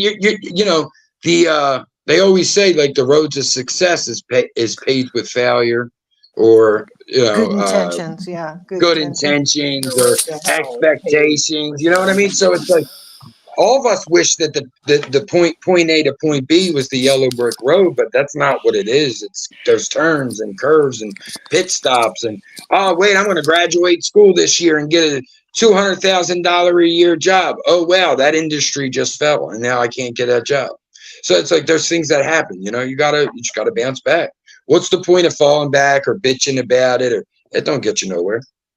No, I mean, growing up, I was told people in hell want ice water. So that's how all the time. All the time. So that's just the way it is for me. There's a big problem with self-respect on YouTube. Like, there's a huge respect problem for sure. Like Gina just said, that her cup of tea is that people screaming over each other on panels, and it's like, it's a respect thing. Like, first off, you got to respect the person even if you're fucking disagreeing. There has to be a level of respect rather, and you still need to respect your fucking self. Like I said, you can hardly find videos on YouTube of me flipping out. No, I had to agree. Angrily flipping out. Nope, you don't. You keep as calm. I flipped out where I got overexcited. Like, I started roasting and trolling too much. I will get overboard there, but I don't get overboard angry. I get overboard and I start saying shit I don't want to, that I regret. And everyone's like, don't worry about it. You were pushed to it. And I'm like, I don't care. That's not good enough for me. I have an honesty. I've probably seen you more than most people on here or in, you know what I mean? Like, just knowing you and stuff. I've never seen you on a chat where you could have really went the fuck off, but you just composed yourself. I try not to. I get there. Like, that speaks. There have been times. Man. Trust me, there have been, like, I have done it. You can find one. Like I said, I didn't say there's none. Like, go back to like our first year on YouTube. I was trying to fight everybody. Do you know what I mean? But that's because that's where my mind frame was. You weren't that screaming. Yeah, no, that's true too. Yeah, like some of them. Yeah, you know what I mean? No, that's true. Yeah, I'm short and sweet with it. Like, oh, we can meet here. Let's do it. Yeah, but that's because that was my first year on here. I was just basically quote getting off the street. So it's like I kind of had that same mind frame. Like, you ain't gonna disrespect me, even if you beat me, I'm gonna fight you. So it's like, even on the panels, like, even if you're killing me, I'm gonna still attempt to troll you back or debate whatever we're doing. Like, I'm not gonna let you just murder me. Never. I'll never stay quiet ever. That's not happening. Exactly. It's just not how. It's just not how I'm designed. Yeah, like people say that. Just shut up, Murph. Just shut up. I can't. I'm sorry. You know? I can't either. But I do. I try to compose myself on here. That if I'm in an argument, I try to stay. I don't want to be the one, because I do realize as a person who watches arguments, 9 times out of 10, the person who yells over the person who doesn't is lost to me, even if they're making the better points. If me and you were arguing and you're like, and I'm like, yeah, yeah. What's the saying? Even if you're making amazing person points. In the room is the weakest person in the room. Exactly. That's what exactly. So it's like, even if Kellz was making the better points, screaming, I'll be like, nope. Even if we're talking about trolling, I'll be like, she lost. She got out of her circle. Yeah, exactly. Like there are and that's kind of how where I get it. Things like, are warranted. Like there are times where things are warranted, but at the same token, and I've done it, and I regretted things I've said, but I had to. People were attacking me in mine. Token, you're the one that puts yourself in the position to be attacked. So you also you have to know accountability on here. That's the fucking problem. No one wants to be like, oh, people troll me because I said the N-word. They won't say that. You were saying there was pushed me to say the N-word 8 times. This person pushed me to do this and call somebody the FAG word. No, there's no such thing as pushed with adults. Fuck out of here. Well, you already know. They made him do it. If you say any of the what I call banned words in my vocabulary, it's a habit. You say it all the time anyway. I'll give anybody a chance. Listen, I give people chances. Like there are white people who said the N-word that we've given chances to because they understood what people told them. Right. That's how as easy as it is. If you said it and then you said, fuck, I'm trying to get that out of my vocabulary. Or even if it wasn't that and a person of color said, hey, can you not say that? We don't like that shit. You go, yo, my bad, I won't say it. Right. It's not fucking hard. Right. But you learned to let these people told 10 times, still doing it. Like, get out of here, bro. You're just a piece of shit. Once you become an adult and you can make your own decisions and things, I think it's, I give everybody enough rope to hang themselves. Shit, I'll let you go. I want to see you get out of your comfort zone on the panel. I want to see someone troll you until they trigger you, because that's when I'm going to hear the genuine you. It's like a drunk man's words or a sober man's conscience. Now, a trolled man's words are an honest man's conscience. Like, someone could be like, I love the ladies, and let them get into an argument. They're like, your mom's a fat cunt. And like, oh, I thought you loved the ladies, bro. Do you know what I'm saying? It's like, you got to earn them stripes. When you say that, you got to live by it. Well, case in point again, I hate to bring him up again, but KT said he loves the ladies. He shows fucking respect to prove that, to back it up. When ladies coming to him, he backs off. Somebody said your mama has a fat cunt on to you. Yeah. I mean, knowing Jenny, I would be like laughing my ass off because you're like, oh, really now? I would be like, oh, really? I mean, like, whatever, dude. Who cares? Like, you're nobody. People, the more it depends though. I don't know. You're a guy and it's your mom and stuff like that. I learned long ago that she's been trying to teach me that lesson my whole life. I come home fucking bloody nose. What happened? They talked about is it true? That's what she would say. Well, is it true? They said my mom's a whore. Well, am I a whore? No, you're not a whore. Then why do you care? Yeah, why? That don't matter, man. It's a little. You're right. It is different for son in my book. It is. It's different. It really is. It's almost like. But I have the shut off. I have the shut off to even like. Let's say it was you. I have love for you, Pam. But if you came on here like fuck your mother, she's a cunt. I could turn my switch off immediately to not care. Yep. It won't hurt me because I don't care anymore. I learned, like when one of my quote best friends robbed me for Percocets, I learned real soon everyone will stab you in the back if they're pushed or feel like they have to, or it's their fucking whim of the day.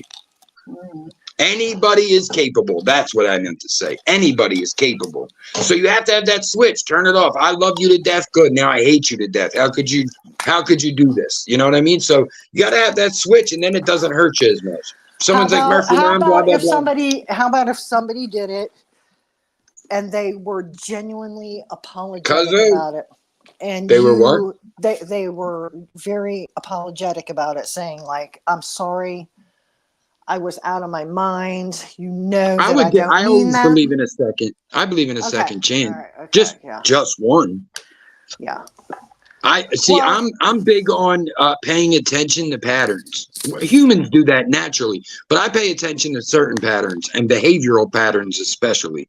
So if someone's like, I don't say the N word. That wasn't me. I was angry, and then they said it multiple more times, or I don't disrespect women, and then I got 5 panels off the top of my mind where you called a woman a whore, a cunt, a slut, a hooker, if you called someone a junkie. I don't forget none of that shit, but I will give people another chance because we do say dumb shit in anger, and I say dumb shit in anger. I don't call women fat ever. That's not me. But when someone came at Kellz about being skinny, yeah, I said, don't be mad you married a fat girl. No one was probably mad at me for that because I was defending my wife. It's not that extreme, but I was. Right. I was mad at me for saying that. well, what do you think about women that get up on the panel with men that they know are volatile, and then they try to instigate them, and then they get back what they give, and then they want to cry like, "Oh my God," you know what I'm saying? Like you get all up the there time. All the time. King Troll says that all the time. Like it was funny when, like, we see that on the troll page. Oh, it was funny when it was Pam being made fun of, but now the rabbit got the gun. It ain't so funny. That happens almost every fucking day on YouTube. You know what I mean? Oh, it was funny when we made fun of everyone else, but when you're made fun of, oh my God, the sky should stop moving. And it's, people are too self-absorbed, not accountable enough, and we're going to deal with different personalities, so we got to deal with it. But there's always we can't really do his thing. There's always be the men on a panel that no matter how hard a woman comes at them, they're going to refrain from falling into the trap. And some people would look at that as weakness and make fun of them, especially men. Yep. Would make fun of the man for just Cause a bitch or a pussy. Right. Double down on the disrespect. But I'm the type of person, I sit back and analyze and say, that's a smart motherfucker right there. Yep. You know what I mean? Like, there's times when especially if you're trying to build some YouTube shit, like you're trying to build a brand. If you're trying to build a brand, you cannot have those kind of videos out here. It's not going to work. Yeah. And I mean, you can't be like, hey guys, today's sponsor is getting breast cancer mammograms. They're like, didn't you call a woman a whore last year? Like, it just don't work. Exactly. And you can't be like, we're here celebrating gay pride. They're like, didn't you call someone the F word? They're like, oh shit. Like, it's just dumb. People are so dumb with this. You have to also know who to go to. Don't go to like the NAACP if you said the N word. It's pretty simple. But at the same token, you even like somebody like you that you have a small channel, you have certain people that constantly come to your channel. Things are discussed, topics are discussed, people that respect you. I would rather salute James. I would rather make my money on cash apps from people that truly support me. Exactly. That's where I'm at, right? That's your. Let me say salute Frankie Blanco because he did it. I don't ask for them on here, y'all. Cashes. We usually save that for nostalgia because there's a little more work put in, but it is always greatly appreciated. And Frankie already knows that's my guy. He already knows that. Yeah, I mean it's just what other smaller channels that try to put out decent. Try not to offend people. Try not to like people are like we said. You can come on here and respect and have different opinions, but do it respectfully amongst each other. You know what I mean? Like, there's no I mean, I've heard people arguing. The host is like, all right, y'all. And they're like, nah, fuck that. And it's like, what do you mean, fuck? This is my show. So, you know what I mean? It's like, where's that level? Like, to me, it's like, I've always been that. Even when I'm at my maddest, if the host is like, yo, hold on, y'all. I'm stopping. I'm mute. Boop. Like, it's panel etiquette in my mind. There's a difference between talking about things and then just saying to each other, okay, well, I can appreciate your opinion, or I just totally don't agree with it, so I just won't have anything else to say about it. Exactly. Yep. or somebody that goes too far to say, oh, you're gay, and I hope that you get shot when you I mean, Yep. like, or some Yep. stupid shit like that. You know what I mean? Like, Exactly. there's a difference. There's a huge difference. And that's what it is. It's like people, they'll argue or debate, and it's like they're not trying to understand your platform. They're trying to Right. change your mind. Right. Exactly. And it doesn't work. It doesn't work. Well, what we should do, I think, like, I was thinking about it earlier as we were like trying to like revamp and things like that. Yeah. Like solicit the same way that we solicit things from, well, you solicit things for nostalgic, like just topics that people might want to talk about. Yeah, definitely. And just have them like hit you up, and then if you like want to hit me up, and I'm like, oh, I don't know too much about it, and then that way I can sort of like research. Yeah, we have time to spool up on it a little bit. Yeah. Yeah, I mean that way everybody can feel interactive. And to me, I'm that type of person. I love to hear other people's interests. Yeah, that's. I mean, that's what we want to be, right? We want to be. Get some of the people that's responded about it. Yeah, yeah, and then that's what, like, that's how we're trying to distinguish ourselves from other podcasts. Like, I'm not trying to compete with the podcast in the sector. I'm trying to compete with Joe Rogan. Right. Like, you know, how much fucking podcasts do I watch? I watch 10, 15 podcasts a week. These are hour to 2 hour podcasts, 15 different guys. I watch Joe Rogan, Theo Vaughn, Bobby Lee, like I'm watching comedians, like just because I can watch the style. He's so doofy. He's cute. Oh, he cracks me up. He's real insightful when he wants to be, though. When he wants to be, he's a pretty smart guy. But doesn't he always have that Korean guy on there? He is hilarious. Bobby Lee? Lee is a fucking there's a podcast called Bad Friends. It's Bobby Lee and Andrew Santino. God. They're fucking hilarious. They're going viral right now. Two comedians. They make fun of each other's moms, and it's called Bad Friends. It's exactly what I wanted Two Bad Opinions to be.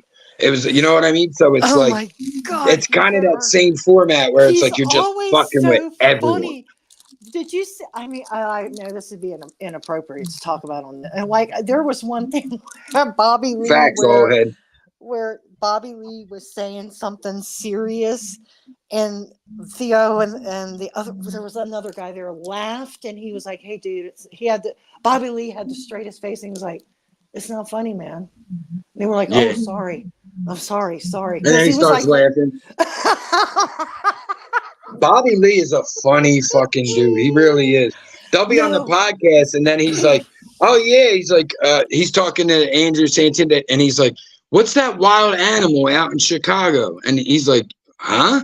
And he's like, "That wild animal. You're from Chicago. You know that wild animal." And he's like, "What, Bob?" And he's like, "Your mother." And he's like, "Don't talk about my mom, Bob." He's like, "Don't talk about my mom with your cross-eyed mother, Bob." He said, "Hello, I'm Bobby Mother. I'm Bobby Mother." God. Fucking psychos. Bobby Lee was just like, he was like, well, when I was younger, I was blah, blah, blah, blah, blah, blah, blah. And they were like, he can really play straight face. He can play straight face like a motherfucker. He can be like, "I'm not joking." And you're like, "I don't think he's joking." I'm not joking. And they're like, "Oh, sorry, dude." Yeah, you believe him. He's very believable. Like, yo, this man knows how to act. Oh my God. It's so funny. But I mean, if we do, you know, like just anything, like if somebody has a hobby they want to talk about, or if they have, you know, something, you know. That's why it's called Convos. There's no specific topic, you know. We talk about the shit. Yeah, we talk about shit that people are like, "I can't talk about that. I might get canceled." Like, I'm not worried about saying something I'll get canceled. I'm pretty well trained to know what I want to say. I know what my heart and my mind are. And even if I ain't gonna get on here like, "How about them how about the gays? Hey, everyone, how about them gays? They're ruining our lives." Like, you know, I'm not gonna. It's not gonna happen. Or you could even say that the person could have had a personal experience that's something that's controversial that they could. You don't have to say my daughter or my son. You can just exactly. Just say something happened to me at work or something. I saw something. Yeah, I saw a video. Mm-hmm. People don't think of that shit. They'll get up and go, "My daughter," and then they're like, "Why is this troll saying my daughter got robbed for Girl Scout cookies?" Because you fucking told them it was you, you idiot. And you'll often see, well, a lot of my stuff You couldn't say, I seen a story where a Girl Scout got robbed. Now you still get the same sympathy, you fucking idiot. Landscape. Yeah. So, I mean, like some of the things I really want to get into, like some of the things that are going on in today's society. Yeah. Getting people to talk about different things that maybe you can see a different side or opinion of it that you're like, Facts. Without it getting to whatever. And I think we have a good group of people. The problem with that is, you know, the thing about it, you get the trolls and stuff, but you know what? We just block. Yeah, listen, I mean, there's not many words. There's not many words that get you shot anymore. Like YouTube is laxed on that a lot. We've seen it. We've seen people's channels. People get up there, go F, and it's like the channel's still going. So okay, do you know what I mean? Like we could cut that part out, and YouTube will still monetize them. So do you know what I mean? So as long as we're not having P bombs, we're good. So if we're gonna do open phone line, just put the overlay up. You take the power away from any of those nudity or showing anything. We ain't got to worry about none of that now. Now you just got to worry about what they're saying. When you're worried about what they're saying, put your fucking finger off over Kick Studio. Hey, what's going on? Give them a minute. Oh, okay, they're serious. Now I can pull my finger away. Oh, they're not serious. They're a troll. Goodbye. You know, no, like when there's a channel I go to called Holla at Your Boy, and I sometimes it's a serious channel, and sometimes I get a little passionate and might drop the F-bomb or something, and I have to immediately apologize because that's not the proper forum to use it. You know that sometimes people get passionate and they talk, and it's not that they're saying it in being animosity towards somebody, you know. Exactly. So I use you're talking about fuck, and I use that very loosely. Like in most content, cursing's my brand. In most content, I can get on a serious platform. You've seen it, like you, Kellz, seen it, of course, too. I could have a debate where I'm not cursing and I'm making great points, but it's like, to me, if you're censoring language, you've already ended the conversation. Right. I hate when people do that. Stop cursing. Why? Shut up. Like, are you telling the story? When you get the microphone, you use what adjectives you want to. I use F like a comma. I use that word like a comma for real. Yeah, exactly. But I know, but in a business situation, if I'm passionate, it can slip and it can get me in a lot of trouble. That's why I always ask when I'm in a corporate situation permission to speak freely. Yeah. And when they say yes, I and make sure I have witnesses. She goes, "Fuck yeah." Fuck yeah, radical. Yeah, but just, you know, that kind of stuff. But it's just, you know. I was going to say something about you, and I can't remember what it was. Well, I'll give you a minute because I could use it from my ego. I can't remember what it was. Damn it! I've been doing that all day. It's, you know, listen. People just gotta be more that's my advice to the internet. Be more self-observant. Like, look at yourself. You know, you want to point fingers and say, this guy's an asshole, you know, look at yourself as well. Right. Exactly. You know, and even if you have fucked up, that's your start day now. All right, you had a start day before and you fucked it up. Here's your new start day. So if that's your start day and you don't fuck up, now you got all that. Like, that's how I feel about my online shit to this point, and that's where me and Kellz are with it. Like, it's been years, bro. Like, my track record is spotless since the bullshit. I don't even barely fucking troll people the same way I make real jokes. You know what I mean? I'm not making personal jokes. I'm making, you know, Mr. Potato Head or something stupid. You know, I'm making jokes. So I just look at shit like, listen, and these people who want to rage quit, you're never dealing with it. Now, 5 years later, you're still dealing with the same shit. Wonder why. Well, it just goes to show, like, the ones that are big and bad screaming on panel, it get like, if you can't. Love you, Mom. Night. I guarantee you can't have that self-composure if you and I were face to face. Your mouth wouldn't say a damn 100%. We know that. Yeah. Yeah, we know that for sure. Bye, Jenny. Good night, babe. Oh, yeah, she probably won't be back. We only got 8 minutes left, so. But yeah, Yeah. Well, no, I was it's just, yeah, that's exactly. always been the internet. I always say that to people, like when you're face to face with someone, even if you're tough, like I don't mean to sound like I'm saying people are pussies, and that I don't ever do that. But there's a difference when you're face to face, and there's a pheromone exchange, and you can size up height and weight. You know, like me and a dude arguing online is nothing but our voices. But when we're face to face, now you're 5'8" and I'm 6 foot. You're 100 pounds. I'm 200 pounds. They make differences. Our voices didn't mean shit, but now there's things like that. You know, there's things like when we get into a fight, how far will you go and how far will I go? That doesn't happen on a microphone. We can only both go so far on a phone. There's only so far we can go where we're yelling and saying dumb shit. Right. Yeah, I'm the type. I have to see your eyes. I got to see your body language. Yeah. I've got to see that. Other than that, I mean, you could scream till I don't care, whatever. Yep. There's nothing you can say to me that's going to hurt me. I don't fucking know you. Exactly. You know, so.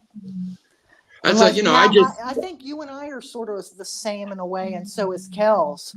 You say it about somebody I like or love, I'm going to get more pissed than if it's said about, you know what I mean? Like, whatever. I've had to ignore a ton of shit online that I don't like, but that's because I'd be defending a lot of people, and that's not my job. I tried that, and what did it do for me? Nothing. 7 fucking people stayed around. Like, you know, a few people came back. There's people that never came back. There are times. Do you know what I'm saying? So it's like, where did it get? People's defense, and people have behind the scenes said to me, "You didn't have to do that, but I really appreciate it." Exactly. And that makes a huge difference. And it wasn't that I would attack the person I was trying to bring some, you know, some type of resolution, or maybe have the person look at it that was maybe angry at the time in a different light. Exactly. Like. It's never to say somebody is right or wrong. Yeah. Well, there are situations where people are right and wrong, and you already know with me what that is. Exactly. That's kind of where we're both at with it, though. We have our outline, our moral compass of what's right and wrong. Certain things, you can't. We obviously, over the last few months, all of us online, drama sector, dirty sector, Kensington sector, whatever, all of us have learned that line is clearly kid shit, because any of that shit that's came up, it lit like wildfire. So, you know, to me, that was a good thing. I know some people got out of their minds, but it was a good thing to see people get passionate about that, because we should fucking be. We got to protect our kids. So, listen, I know shit went crazy for a lot of people, but for me, a lot of it was good to see for that, the silver lining. Yeah, it's true. I mean, people need to be held accountable. If good men and women that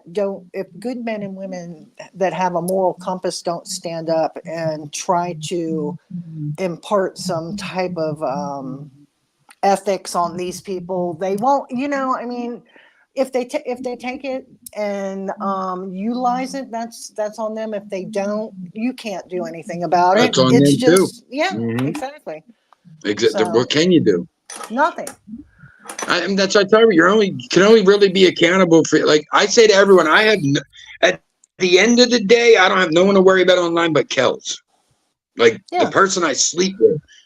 My mom's here now, so that makes it a little different. But you know what I mean? Like, when I make a decision, like other convos, Pammy's involved in that decision because she's a partner in this. Nostalgic, every decision's on me because I have Kellz right here to talk with. Right. That's it. That's me and her. We're the two producers. We're the two hosts. We ain't got to talk to fucking. We want to move it to Saturday mornings because our schedules change.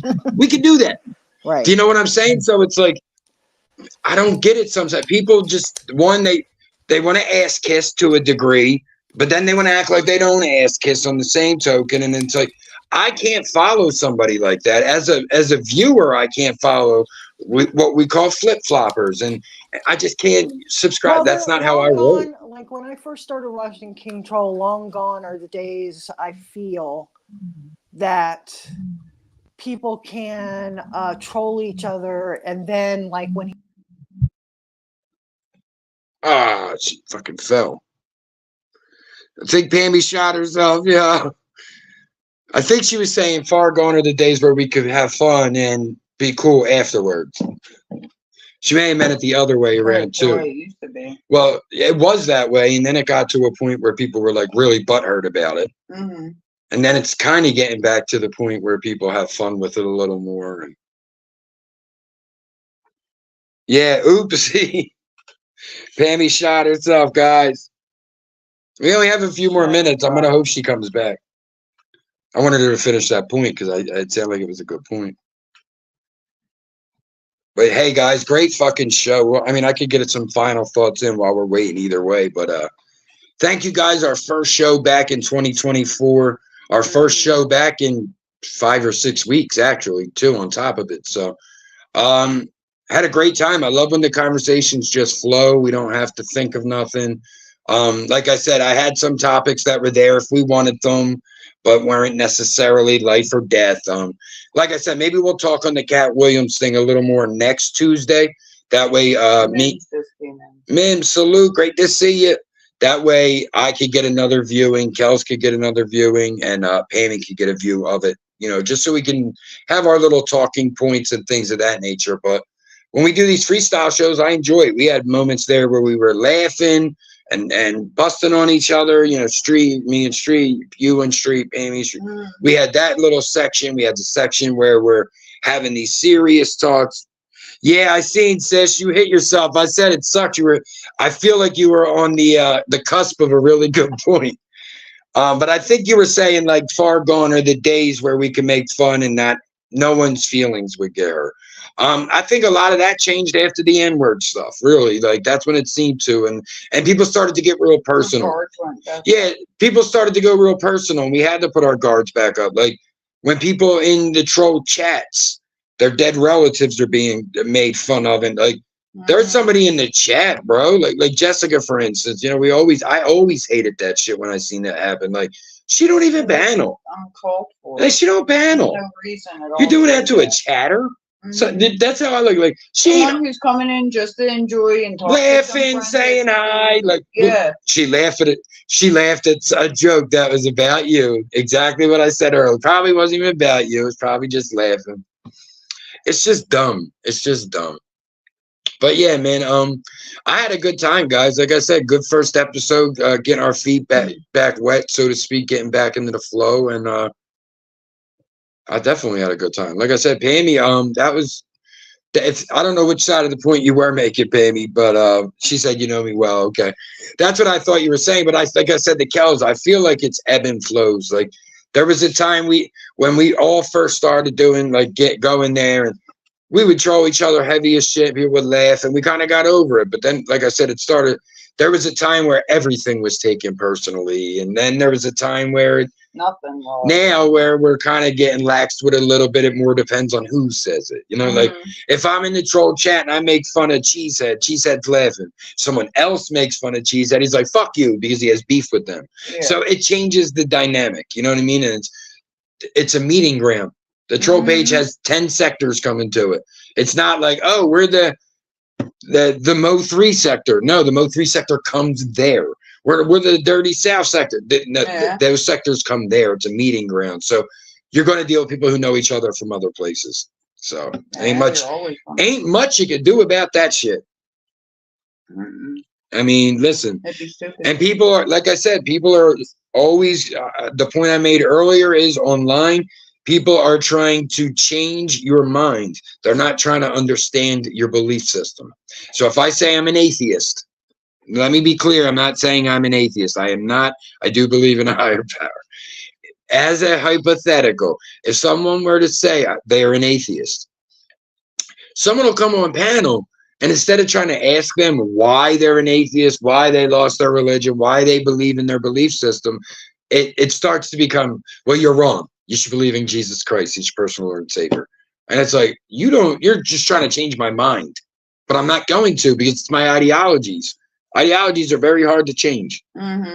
Very hard to change. So, you know, ebb and flows, ebb and flows. Best part of the show is all of us making fun of Street. Let's keep it 100. It's always the best. He's a fucking Idaho kid wearing a skirt. He ain't Scottish. It's the best part of Sunday mornings, too. It's my favorite part of nostalgia. And guys, if you're listening now, excuse me, me and Kellz do a radio show, Oldies radio show here on YouTube, Sunday mornings, 10 a.m. on our new channel, Nostalgic Breakfast. Kellz will drop the link for that right now. Make sure you guys are subbing up. Sundays, 10 a.m. We play some oldies.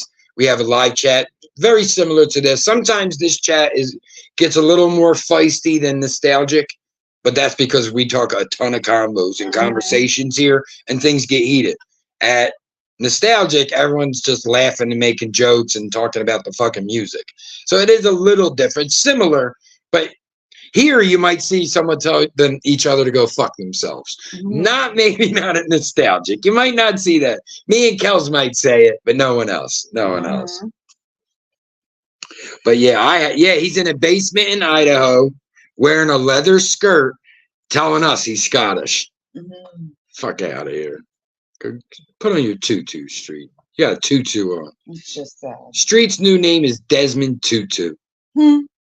Just sad. Just it is. Pathetic, Streets. Do better, sir. How you going to name yourself? Look, y'all, we going into overtime. We going to bid on Street for a minute. It's time to go to overtime to bid on Street. Babe, let me ask you something, babe. How a motherfucker gonna name theirself Streets of Scotland when that motherfucker only got roads? Don't you mean Roads of Scotland? Don't you live in a farm or some shit? Be honest with us, little shepherd boy. We know you're from Idaho, Street. We're on to you. Desmond. Yeah, Desmond wears a tutu. That's his new name. Oh man, like Jim Carrey. You guys are fucking awesome. I don't know, maybe we'll try to get a live in sometime this week or something. I had a good time, so maybe we'll try to squeeze something in. I don't know.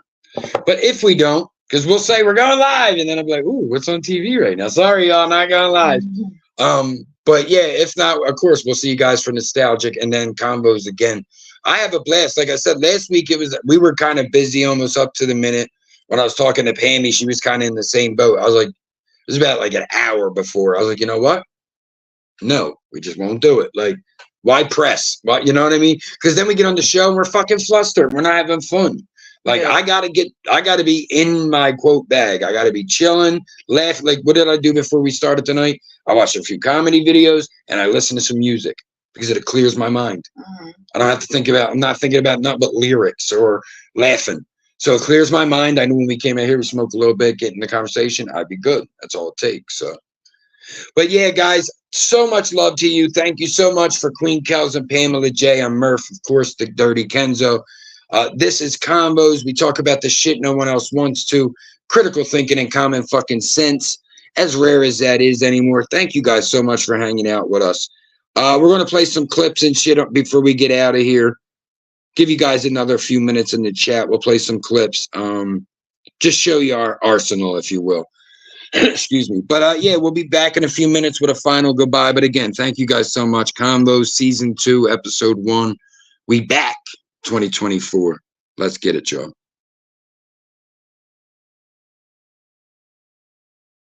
Welcome back. Your dreams were your ticket out. Welcome back to that same old place that you laughed about. Do you want to start a cult with me? Sure, Jan. Ain't nobody got time for that. I say boom, boom, boom, and everybody say way-ho. Way-ho. What?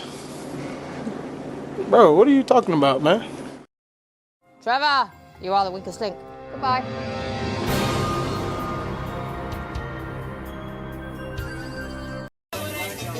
Hey, yo, what the fuck?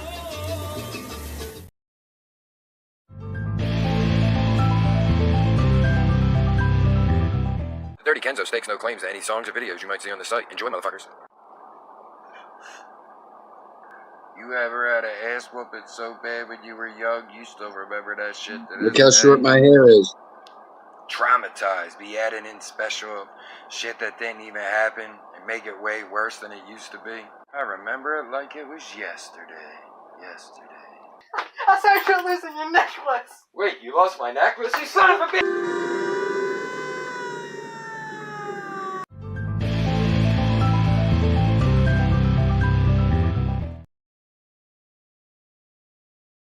Start today, I'd like to thank our sponsors. Hello there. Firstly, let me introduce myself. My name is Dr. Henry Sugmadik. I am a professor of psychology at the most renowned university, DeVry University. You could tell I'm a doctor by this douchey part in my hair and my sweater around my vest with a store-bought coffee of self-privilege. Everything you're about to hear from here on out is fact, not fiction. These testimonials were lie detector tested. It's definitely a fact. And certified by a board of frickin' evil scientists. Here's the testimonials. Thanks. Hello, my name's Frank and I'm from Washington State. And today I'd like to speak to you about the plug. Do you have some money, but you want more? Would you like to double, if not triple, your money? Would you refer to yourself as a go-getter? Then meeting the plug might be right for you. Effects may include, but not be limited to: getting your ass whooped for saying anything stupid, getting your ass whooped for not paying him his money, looking at somebody the wrong way, not giving him his fucking money. If this applies to you, search for the plug today. Kenzo is also brought to you by: you want to rob your mom and fight your dad and forget it even ever happened? Maybe you want to tell a cop that you fucked his old lady, even though you didn't. If any of these apply to you, you might want to try Xanax. Ask your friends if Xanax is right for you today. Not a doctor though, because they don't give them out anymore. That being said, You're a piece of shit. No one cares if you go missing. You could jump right off a bridge and the world will not be different. I said, hold up, wait a minute, something ain't right.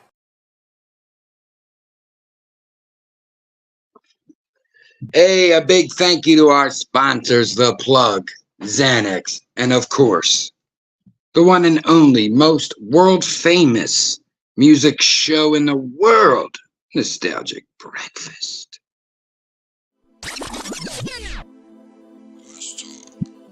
Breakfast. Oldies,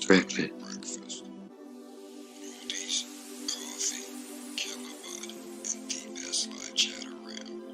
DirtyKenzoproductions.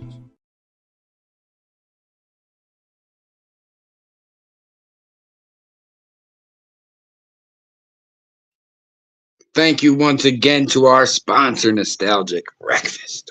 What great hosts they have over there. I love them to death. Yeah. That lady host over there is a fox. She's a queen, some might say. I hear. All right, y'all. Appreciate you guys so much. Again, thank you guys tuning in. Season 2, episode 1 of Convos. As Pamela was saying, though, y'all, topics, things you want to talk about, you could drop them to us on Instagram, in the chats, after the live, or even in the moment. You know, next week we start a show and I say, hey, I'll intro that. Hey, any topics you guys want to talk about, we can write them down, get to them one by one, whatever. Talk about them freely, whatever comes upon. So definitely a great idea. Thank you guys so much. This ends our broadcast day. Hope to see you again next week. Same Kenzo time, same Kenzo channel. This is Convos. We'll be right back.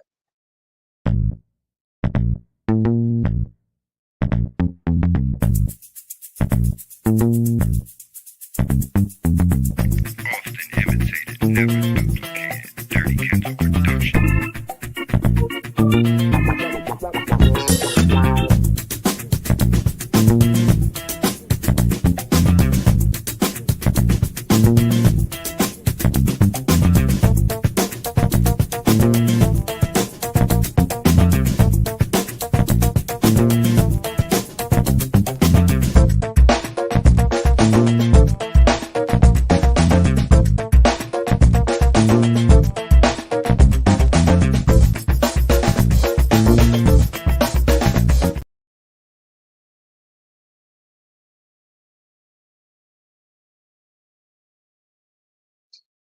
Hey, it doesn't unmute me on its own anymore. New feature. Hey, guys, appreciate you once again. Hope to see you next week. Convos, Murph, Kellz, Pamela J. See you next time. Appreciate y'all. Peace. Bye.